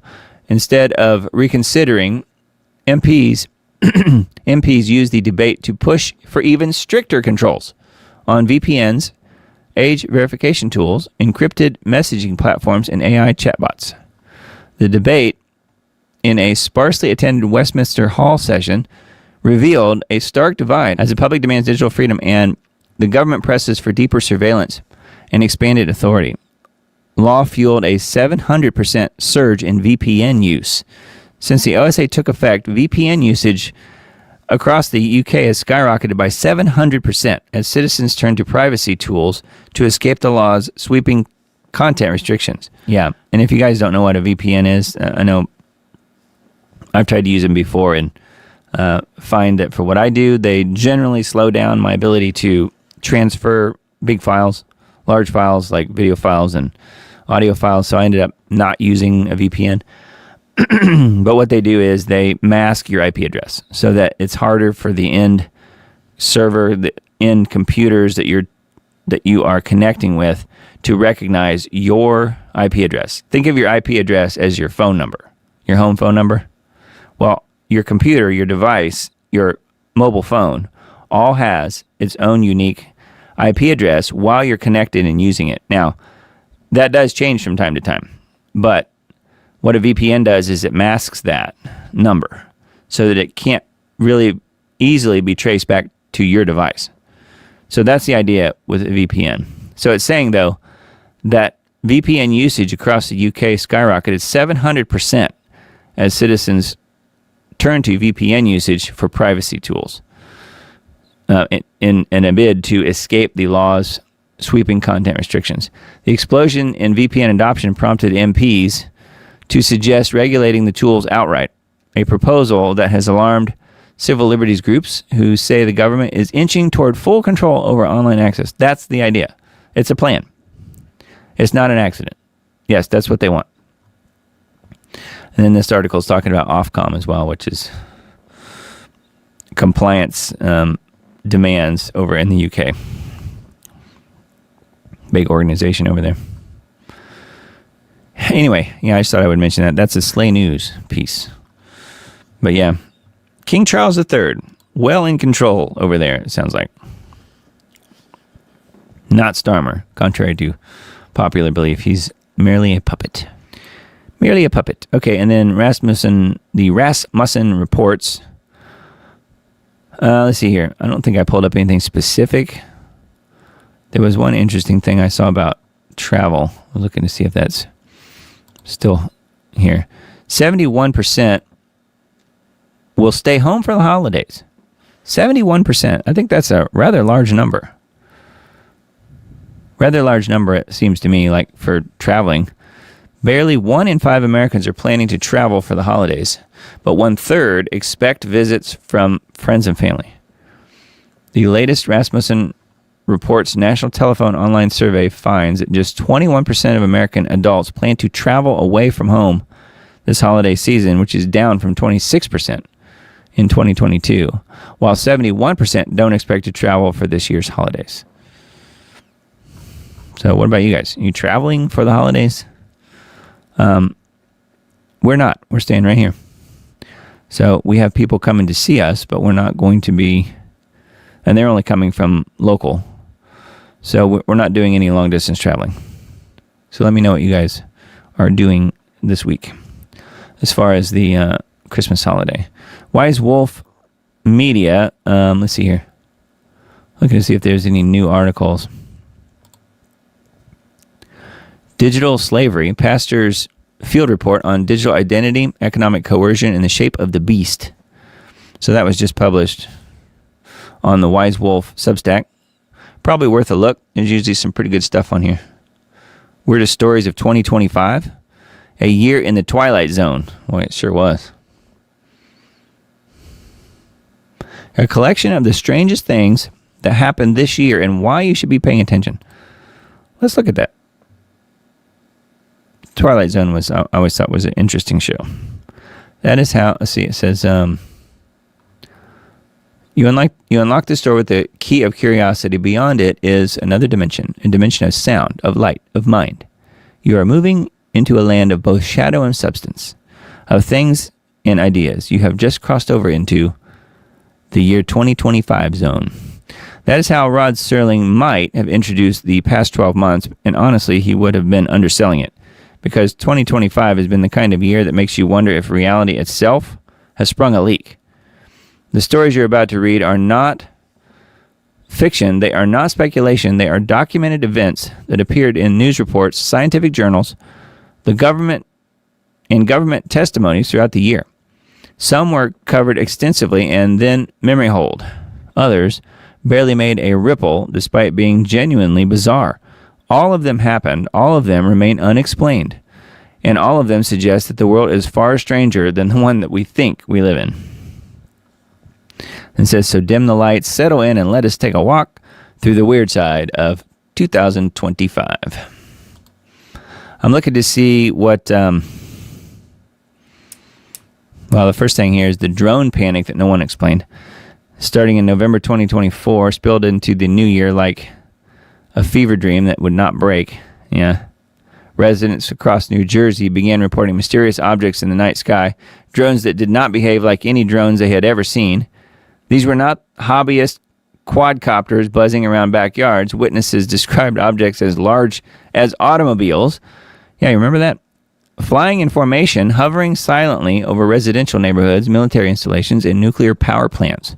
The reports multiplied. Sightings spread to New York, Pennsylvania, and other East Coast states. Videos flooded social media showing clusters of lights moving in ways that defied easy explanation. So it goes on. Yeah, that was one of the weird things. Interstellar visitor that defies explanation. Yeah, that's 3i Atlas. July 2025, astronomers discovered something that should not exist. Talking about 3I Atlas. Just trying to get an idea for what some of these crazy articles are talking about here. 315 human sacrifice victims found in the Nevada sand. So, Miss Emily, I guess this one's for you. July 28, 2025, a hiker was walking through the desert outside Searchlight, Nevada, stumbled upon something that would haunt anyone who saw it, scattered across a multiple landscape, arranged in neat rows, as if placed deliberately, were over 300 piles of cremated human remains. Not one pile, not 10, over 300. The Bureau of Land Management confirmed the remains were human. I never heard about this story, did you guys? Investigators found fragments of urns among the ashes. They found zip ties, the kind funeral homes use to seal bags of cremains. They found what one source described as pieces of burned flesh mixed with bone fragments and ash, suggesting incomplete cremation or the mixing of cremated and uncremated remains. Whoa. Who were these people? Where did they come from? Why were they dumped in the desert like garbage? Yeah, and put in neat piles. Why would they do that? Very strange. I had not heard about that one. The skies are full, and the government is not talking, is the next article. Photographs from before Sputnik.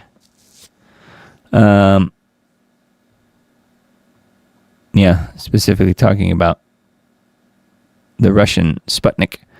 The faceless figure at the castle gates at Chester Castle. Didn't know about that one either. Here he is. Very strange. AI agents who invented religion. Weird. So there's a lot here. Anyway, that is a weird one, but that's on Wise Wolf Media. It sounds like it should be more related to Halloween versus the New Year. But anyway, it's what they just recently posted, I guess yesterday, on Wise Wolf's Substack. Always interesting. All right, let's see. WNG.org. I thought I would look at a few of the headlines here. Federal employees given 5-day weekend for Christmas. Isn't that nice? Police ID suspect for MIT and the Brown shootings. Find him dead. Very conveniently, find him dead. Trump redesignates marijuana as having legitimate medical use. So yes, he did do that. If you guys know of anyone using medical marijuana, apparently Trump has signed an executive order that has to do with that. I don't know a lot about it, but I did see that earlier in the week. FBI charges Chinese researcher for E. coli smuggling. Lovely. And then Kirk Cameron responds to backlash and says that he does believe in hell. Okay. So that's on the SIFT. WNG.org. And then let's see. Leo Homan's Substack. There was no new articles on his website. As far as his Substack goes, there's a few new things here.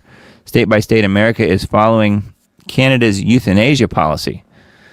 Yeah, New York has decided to allow doctor-assisted suicides. I don't know if you guys knew that, but that was just announced. So lovely, huh? Trump creates U.S. tech force to hire 1,000 engineers to build AI infrastructure in public-private partnership with Microsoft and Palantir. Doesn't that sound wonderful? Anyway, that is some of the most recent articles on his Substack, leohoman.substack.com. The one and only natural news article I pulled up, China's secret Manhattan project claims a stunning win, a homegrown EUV machine.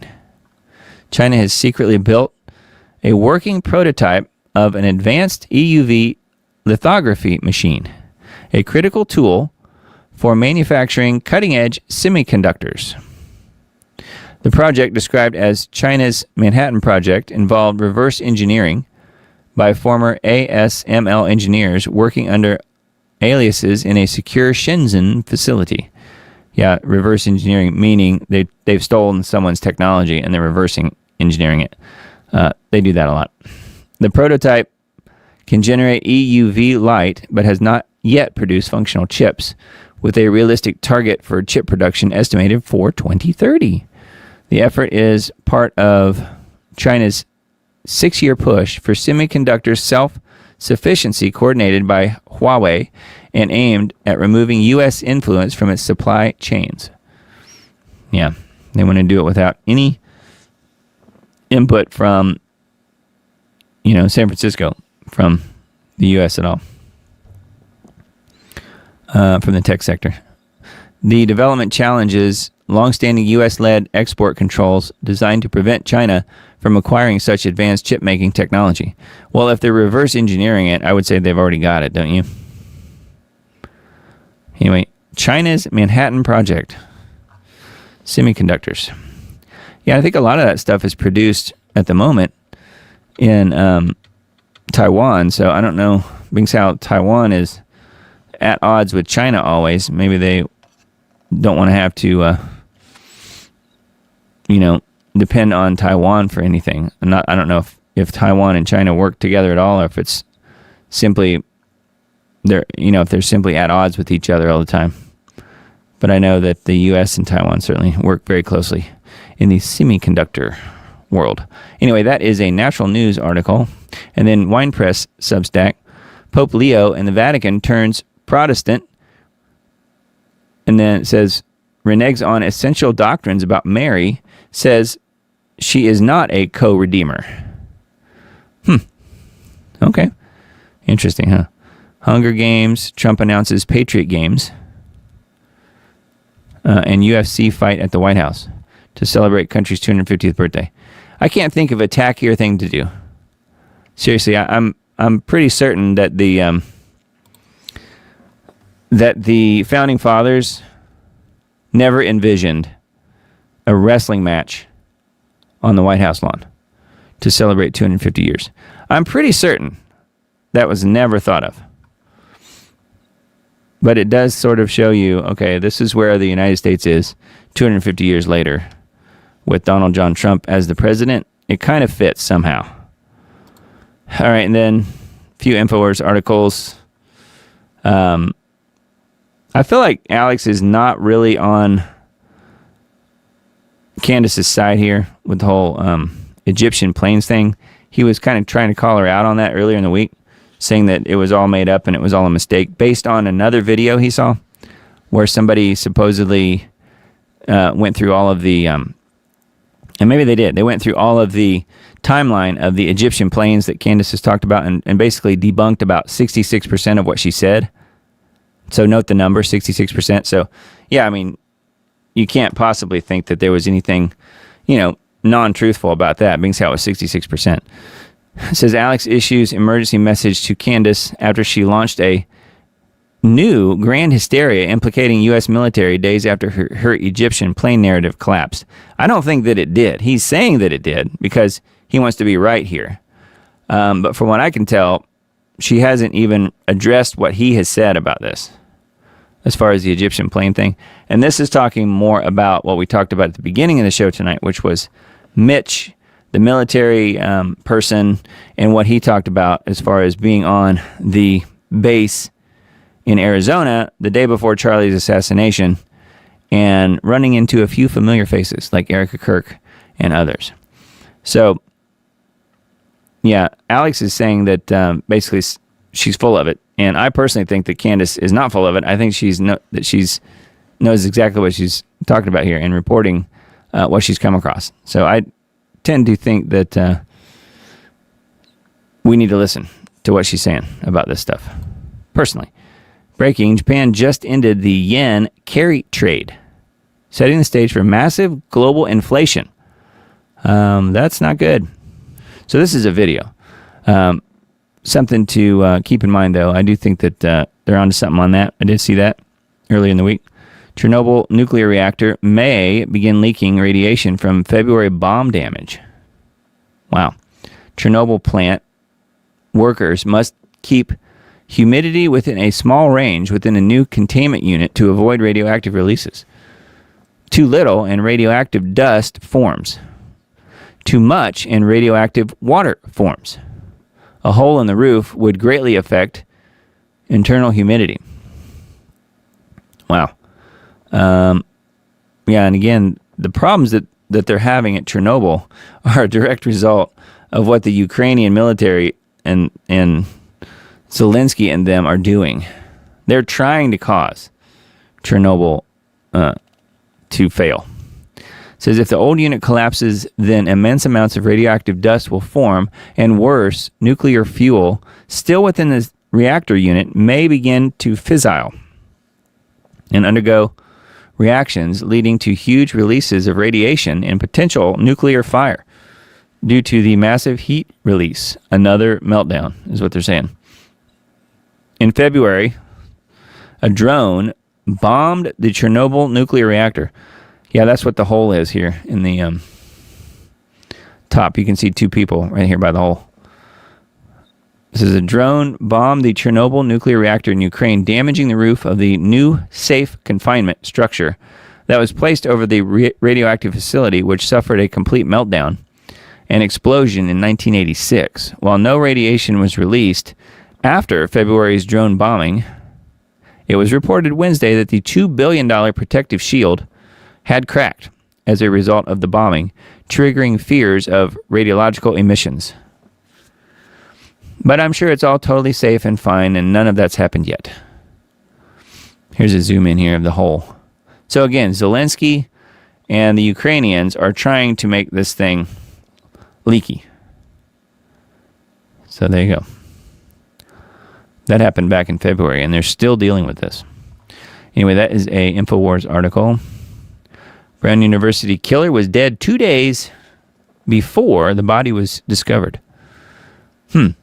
So Valente, the man responsible for the man they said was responsible for the Brown University mass shooting and the killing of a nuclear scientist at MIT, had been dead for 2 days before his body was discovered in a storage unit. An autopsy revealed that the 48-year-old Portuguese national died of a self-inflicted gunshot wound to the head on Tuesday, 2 days before police found his body. Again, very convenient. His body was discovered in a storage unit. Inside the storage unit, police also found a satchel with 2 guns. He was identified as the culprit of the mass shooting there last weekend that killed 2 and injured 9 more. Yeah, and then also the MIT professor as well. So it very neatly wraps up those 2 stories. And there is no conspiracy whatsoever, and don't even think that there is. I thought this one was weird. 12-year-old arrested for armed robbery in Florida may be an illegal alien. 2 victims ambushed by knife-wielding child near park in Fort Myers. So, wow, a preteen suspect facing armed robbery charges in Florida may be in the U.S. illegally. Well, if he's not, maybe they should deport him anyway. On December 12th, Lee County Sheriff's Office received a call from 2 people reporting that they had been ambushed by a boy brandishing a knife in a park in Fort Myers. The first victim said they were walking from the park to a friend's home when the suspect jumped out of the bushes, pointed a knife at him, and demanded his shoes. The victim shoved the suspect and escaped on foot. Good thing he had those shoes. Minutes later, another victim said the suspect rode into the park on a bicycle, menaced him with a knife, and ordered him to hand over his backpack or be stabbed. The suspect reportedly took possession of the backpack and fled the scene with its contents valued at around $400. Both victims positively identified the suspect as 12-year-old Pedro Luis. But I'm sure he's an American citizen. Yeah, that makes sense. Yeah, so that's InfoWars article. I just thought that was funny. He may be an illegal. I would say there's about a 0.001% chance that he's not an illegal. Wouldn't you say? That might be a high number. I don't know. In the wake of the Bondi shooting, Australian PM announces largest gun buyback since 1996. We're getting the dangerous guns off our streets with the national buyback. And Captain Picard has it figured out. As they say, never let a serious crisis go to waste. Here, Australian Prime Minister Anthony Albanese, in the wake of terrorist attack on which 2 Muslim men shot up a Hanukkah event on Bondi Beach, killing 15 people. Yeah, they're going to buy back the guns. That's dumb. Yes, Australia has some of the strictest gun control laws in the world, having a mass gun buyback program in 1996. And then this is the explanation of all of that. However, they are going to do even more gun control after the mass shooting at Bondi Beach, where an unarmed civilian had to stop the shooter and was then shot by the police. See, this is what I said when we were back on that page about him. The page didn't mention that. It said that he got shot twice. He got shot once by the person who was one of the attackers, but he also got shot by the police. That's what this article is saying. And this is a link to the article about that. We told you on Tuesday that Australia's National Cabinet was holding an emergency meeting and was going to do something of this nature. Yeah. Australia to enact stricter gun laws to stop terror attacks than current strict gun laws failed to stop. It's just a vicious circle. But that's all they can do, because they certainly do not want to offend the Muslims. I mean, we can't do that by taking their guns. I mean, that's the worst thing you could do, so therefore we're going to punish the white people. So therefore, that makes lots of sense. Good job, Australia. And then this one's a weird one.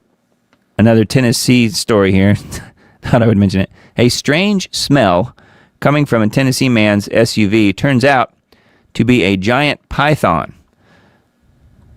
Thought this was funny just because I was just in Knoxville a few days ago when Knoxville, Tennessee resident Jesse Hodge noticed an unusual smell coming from his car over the course of several days. He scheduled a maintenance checkup, but before he got around to his appointment, he decided to take a look under the hood to see if he could identify what the problem was on his own. The problem ended up being much easier to identify than he expected. And the kid here from Home Alone has it figured out. I raised the hood on the car. I could not believe what I was seeing. Lo and behold, once I pulled it up and propped up the hood, there he lay. He being a giant yellow python coiled up on his battery. Hodge called the animal center to come remove the snake. The exotic pet was discovered to be dead, thankfully. And if you ask Hodge, likely dying from exposure to the cold temperatures. It was chilly there for a day or two when I was in Knoxville, yeah. In case you weren't aware, though, the python is not native to the Great Smoky Mountains. So if you weren't aware, that sums it up. So yes, he found a python on his engine block. Lovely. Leave it to Knoxville. All right, and then GeoWatch for this week, we have 1220. Deadly Windstorm is the name of this one. Deadly windstorm packs gusts over 140 miles per hour. That's an AccuWeather headline. Flash freeze threat looms for Michigan as warmth switches to Arctic blast. Yeah, it just switches. That happens a lot. U.S. rides temperature roller coaster heading into Christmas. Record warmth ahead of Christmas holiday for millions. Climate engineering, chemical ice nucleation, short-term toxic cooldowns are further fueling catastrophic weather and overall meltdown. How much longer can global weather warfare continue before total collapse? So, GAN for this week, which is Global Alert News, is embedded here on the page. And then, of course, it's also on his Dane's Rumble and BitChute channels as well. And this is the YouTube version here embedded on the page. But, yeah, certainly worth a look. And we talked about this, I think, last week. This is even more pronounced than it was last week. 6 to 10 day temperature outlook on the scheduled weather coming up. And Dane sent this to me the other day just to kind of prove his point that he had never, ever seen anything this radical in the U.S. before. How warm everything is. And again, they're not doing a toxic cool down at the moment note that Alaska is cooler. So perhaps the fleets of geoengineering planes are mostly up north at the North Pole in Alaska, because it is cool up in Alaska, believe it or not. It's not super warm there, which it has been and normally is. It's warm down here where we are. So way above normal over a big chunk of the U.S. coming up December 27th through 31st.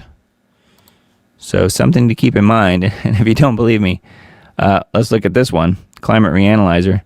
Days 1 through 3, currently, Sunday, December 21st, we're 10 degrees above normal where I am. But look at some of these other temperatures. 20 degrees above, 23 degrees above, 26 degrees above normal. And that is as of right now. And then it gets even more pronounced, though, just by about Christmas Eve. We are going to be almost 30 degrees above normal, 29 degrees where I am, and more than 30 degrees in a lot of places. That is not normal. This is what happens when they're not doing the chemical flash freezes and cool downs, because either it's gotten too far out of their control or they're elsewhere doing cool downs in other places, which is what I tend to think it probably is. And then days 7 through 10, which would be starting about the 27th, we're still going to be 17 degrees above normal. Still pretty big numbers. So it's going to be a warm one through the end of the year, looks like. And again, that's because they're, for whatever reason, choosing not to do the chemical cool downs over the course of the next few days. I don't know why. Perhaps it's resources. Perhaps they can't control everything the way they have been controlling it. Although I would imagine that at some point in January, it'll all come back again and we'll have probably colder than ever temperatures. We'll see what happens. I've not seen any weather predictions or scheduling for January yet, but I'm just guessing at some point there'll be a week or so, maybe 2 weeks in January, where it will be possibly the most brutal cold humanity has ever faced, or at least that's, maybe the way it will be billed. I don't know. But that will be whenever the fleets of, toxic cool down jets are back in the mix. Because right now, for whatever reason, they're not opting to do that. They're just going to let it get warm, which is highly unusual. All right, and then climateandeconomy.com, roundup of December 20th, climate news, talking about the El Nino, global temperatures, see it going up and up. Scientists have detected a potentially deadly whale virus in the Arctic for the first time using drones. Okay, that's scary. Snowy owl declared regionally extinct in Sweden. Wow, that's sad. So we got more flooding here. EU deforestation, wildfires, floods, and just a little bit of everything. Something for everyone. Fires in Pakistan. So the climate system is coming unraveled bit by bit. And if you've heard Dane talk about any of this stuff in any recent broadcasts, you will hear in his voice how concerned he is about the direction, the way things are headed. So anyway, climateandeconomy.com. And then we talked about Charles earlier because personally I think he will soon be the biblical Antichrist. He's not there yet. I mentioned this last week, though, and this was the, video leading up to what we talked about last week, talking about Charles to share personal cancer journey in new TV message. That's when he came out and announced to the public that, in fact, they're going to be backing him off of some of the medications and stuff they were giving him. So I don't think cancer is going to do him in, personally. So that was a video that I didn't find last week that I happened across this week. Short little video. It's just different clips of him wandering around aimlessly like he normally does.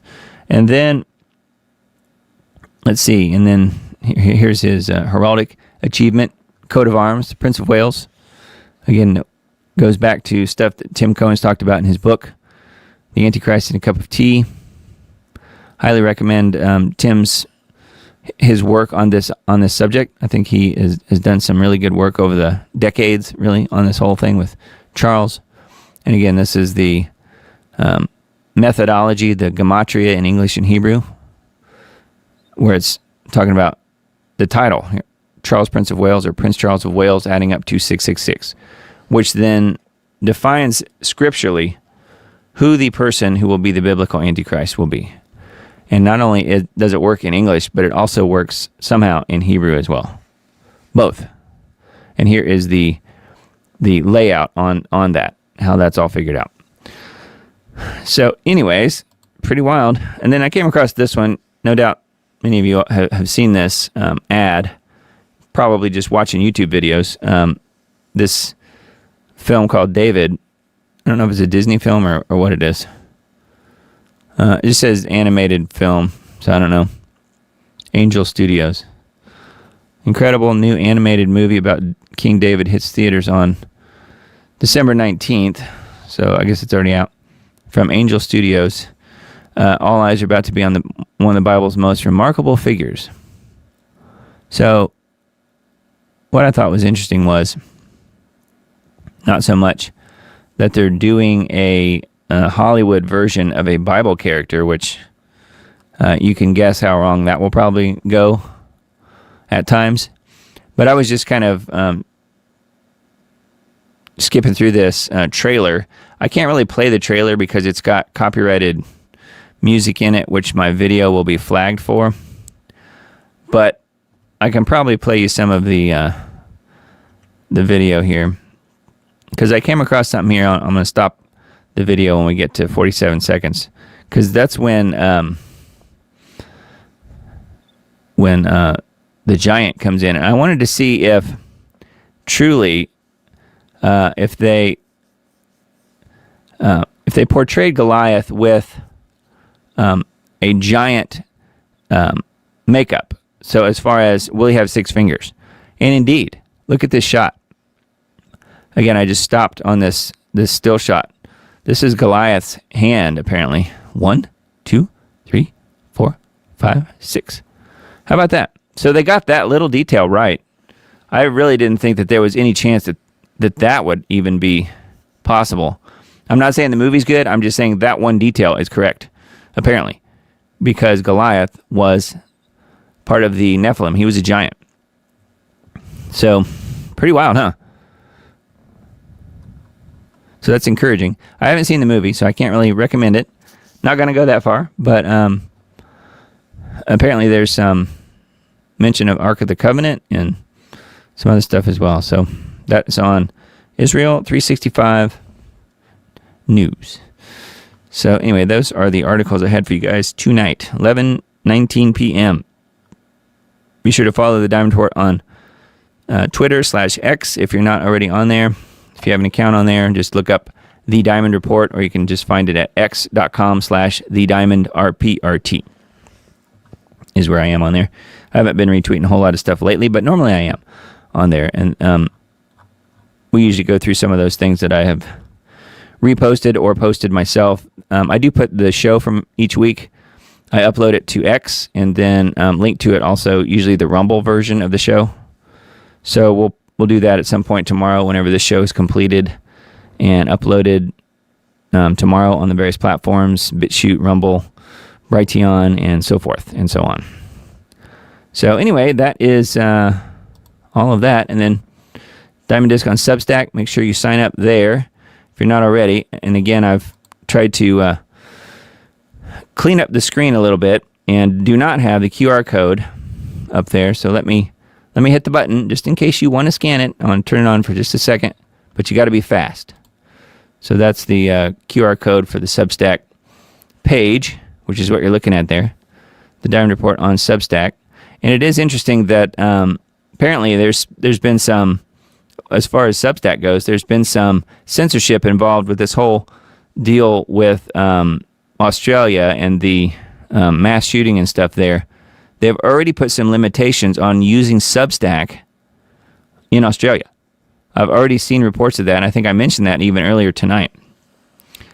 So if I didn't, then maybe I just thought it out loud. But I have definitely heard that. One of the guys that I have heard that from is a Substack account that I've followed for a long time, a guy named John Rappaport, which you may have heard of. He's a anti-VAXX guy, and really, really informed, really smart guy, John Rappaport. And he was the first one I saw reporting about this. So he has subscribers in Australia who could not access his content without proving who they were before they got online on Substack in Australia.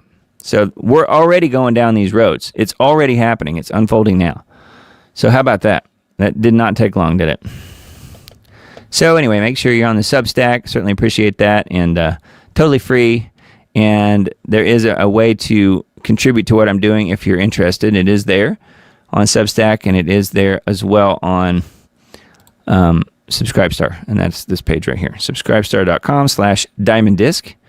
And we've got various options here, all kinds of things involved. I have nobody on any of the upper tiers, but there's some pretty interesting things there, even if you just want to read through some of the different features on what's available. They're there. I put them there just to kind of break things out and let people have some options. But pretty much, I wouldn't say everybody, but most everybody's at the $5 level on Subscribestar. So thank you, Subscribestar subscribers, and also to the Substack subscribers. Thank you guys for being there and for helping me pay the bills. It's always very helpful to not have them come 100% out of pocket. Yes, and then let's look at the most recent comments from you guys. I don't think there's a ton here, but let's take a look here before we go, before we close for tonight. Good evening, folks from the Pacific Northwest. Miss Betty says, Susan says, happy winter solstice. If winter arrives, can spring be far behind? Well, I think we sort of determined that, for right now anyway, even though we're at the winter solstice starting today, it's looking like it's going to be pretty warm, at least in the next little bit, for most of the U.S. Some of us don't have family or big plans. God bless those people too. It's especially hard for them. Yeah, that's a great point. Thank you, Susan. That's true. Yes, some people do not have large families, and this is a very lonely time for those people. And I want to be, tuned into that. And I don't mean to not acknowledge you if that is your case. If that is your case, know that Jesus is always available. He is always there, and you can always talk to him. Not that you don't already know that, but I'm just saying, never forget, you're not alone. Looks like Matt was here, so hello. Oh, yes, and then Susan answered my question. Carl Reiner was Alan Brady. That's right, on the Dick Van Dyke Show. Very good. I knew somebody would know. Emily had no idea. Yeah, I watched the Dick Van Dyke Show pretty often when I was working nights at the studio in Los Angeles all those years ago, because we had the studio pretty much ran 24/7, and I would go in at work at 6 p.m. and work until 4, 5, 6 in the morning. You can do that when you're 20, 22, 23. And I did do that. And we had Nick at Night on all the time, and that was those old shows like that. Donna Reed Show and Dick Van Dyke and Mary Tyler Moore and all those old shows like that. So that's where I saw him, was in repeat back in the early 90s. So Alan Brady, yes. Carl Reiner created the show, which was called The Alan Brady Show, that Dick Van Dyke starred in. It was a weird twist. I watched it growing up. Yes, that's right. I forgot about all that. Very good.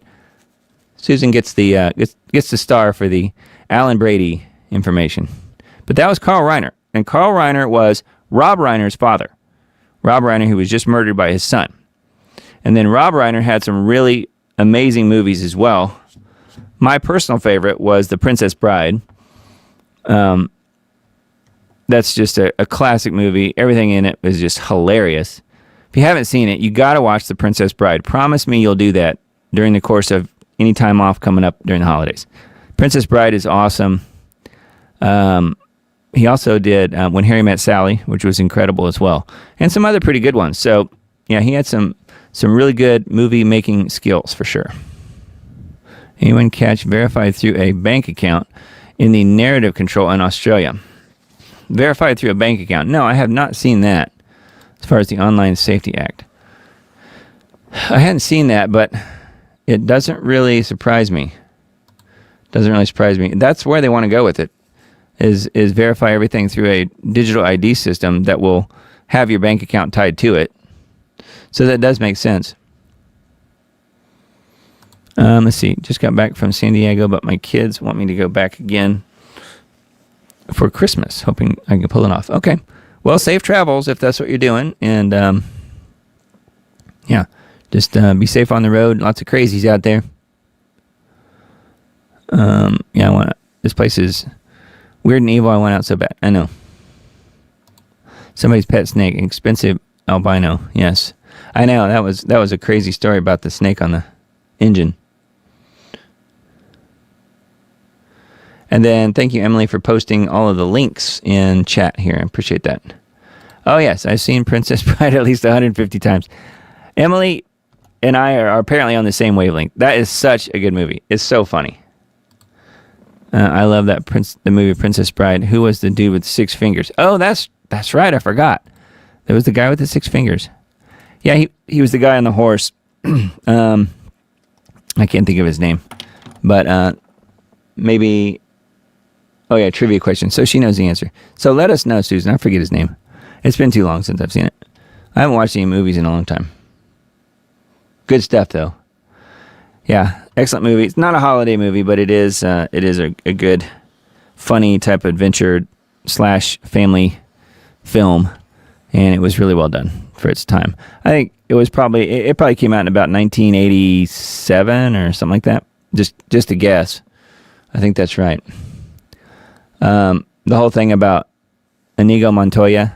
My name is Inigo Montoya. You killed my father, prepare to die. That is really, really funny. Oh shoot, you called my bluff. I forget his name. Yeah, no, that's a good trivia question. We can look it up. Let's just look it up here. We got a second. We'll ask the old Goog. Let's see what happens. The Princess Bride 6 finger man. Yeah, Tyrone from Tyrone was that's his real name. 6 finger. Oh, his name was just a 6-figure man. Count Tyrone Rugen. Yeah, that's his name. Princess Bride. Count Tyrone Rugen, the sadistic right-hand man to Prince Humperdinck, who is famously sought by Inigo Montoya for killing his father, a sword maker, and leaving him with scars. Yeah, that's right. Rugen's distinctive 6th finger led Inigo on a 2-decade quest for revenge, culminating in the iconic "Hello, my name is Inigo Montoya. You killed my father. Prepare to die" scene, where Inigo finally achieves his goal. Yeah, he just keeps saying that over and over and over again. This whole line. "Hello, my name is Inigo Montoya. You killed my father. Prepare to die." He says it over and over. That's one of the shticks about the movie.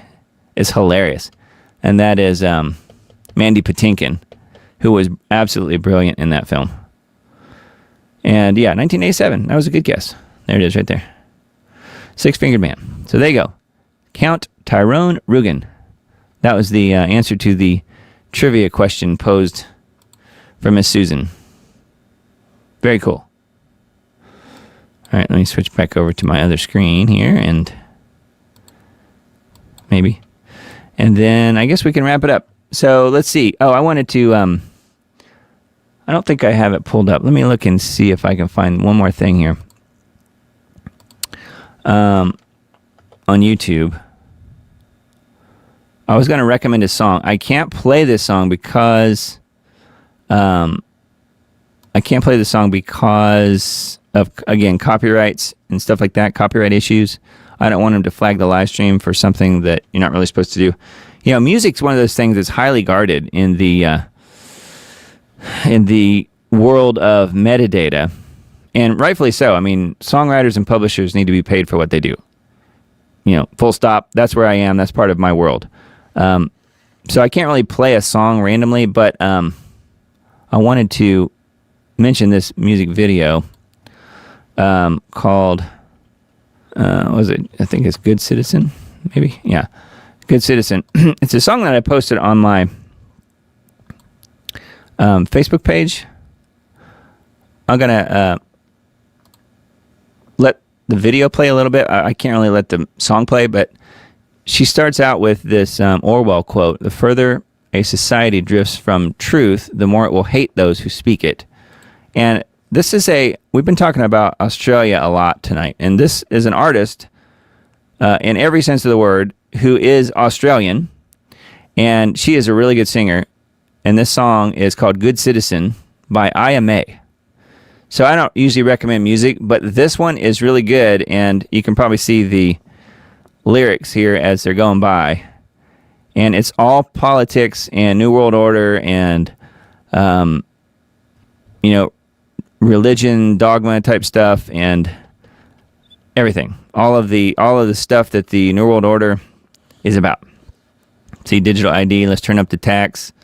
Mr. Teal, Mr. Anderson, they warned us with the blue pill. It's just really, really well done. IMA is the artist. And again, she's Australian. The song is called Good Citizen. So look it up once we finish up here tonight.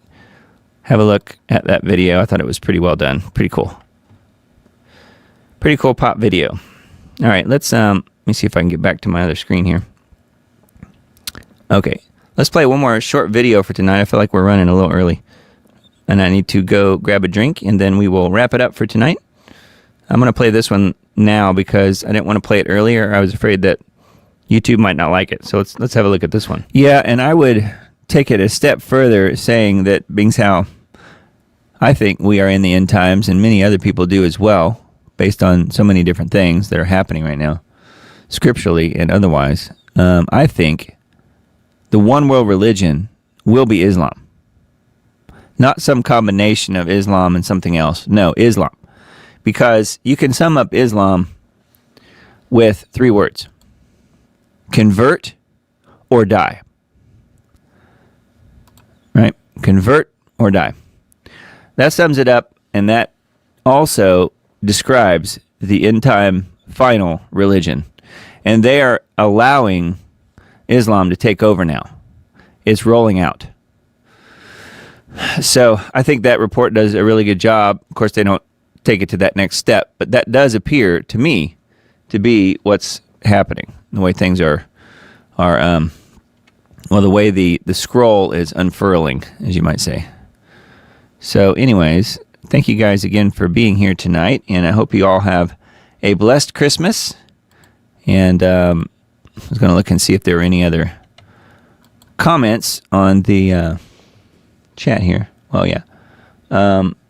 What Miss Emily kind of sums it up here. God bless all of you. Hope you have a blessed week and Christmas free of all drama with nothing but love. Yeah, that's exactly true. Hope you and your family have a blessed Christmas, and same to you guys as well. Same to you, Emily, and thank you. Pray abundant blessings to you and your families this Christmas. Much love to all. Yeah, and same to all of you guys. Thank you guys for being here with me every week, week in, week out. You guys are always here. So thank you so much for being here. It means a lot to me. We're a whole other year in at this point. It's hard to believe. We've got one more broadcast left for this year. So 2025, the next show will be, the 28th. And we'll do it again post-Christmas, but pre-New Year's celebration. So we will do 28th at 9 p.m. Central will be the next show.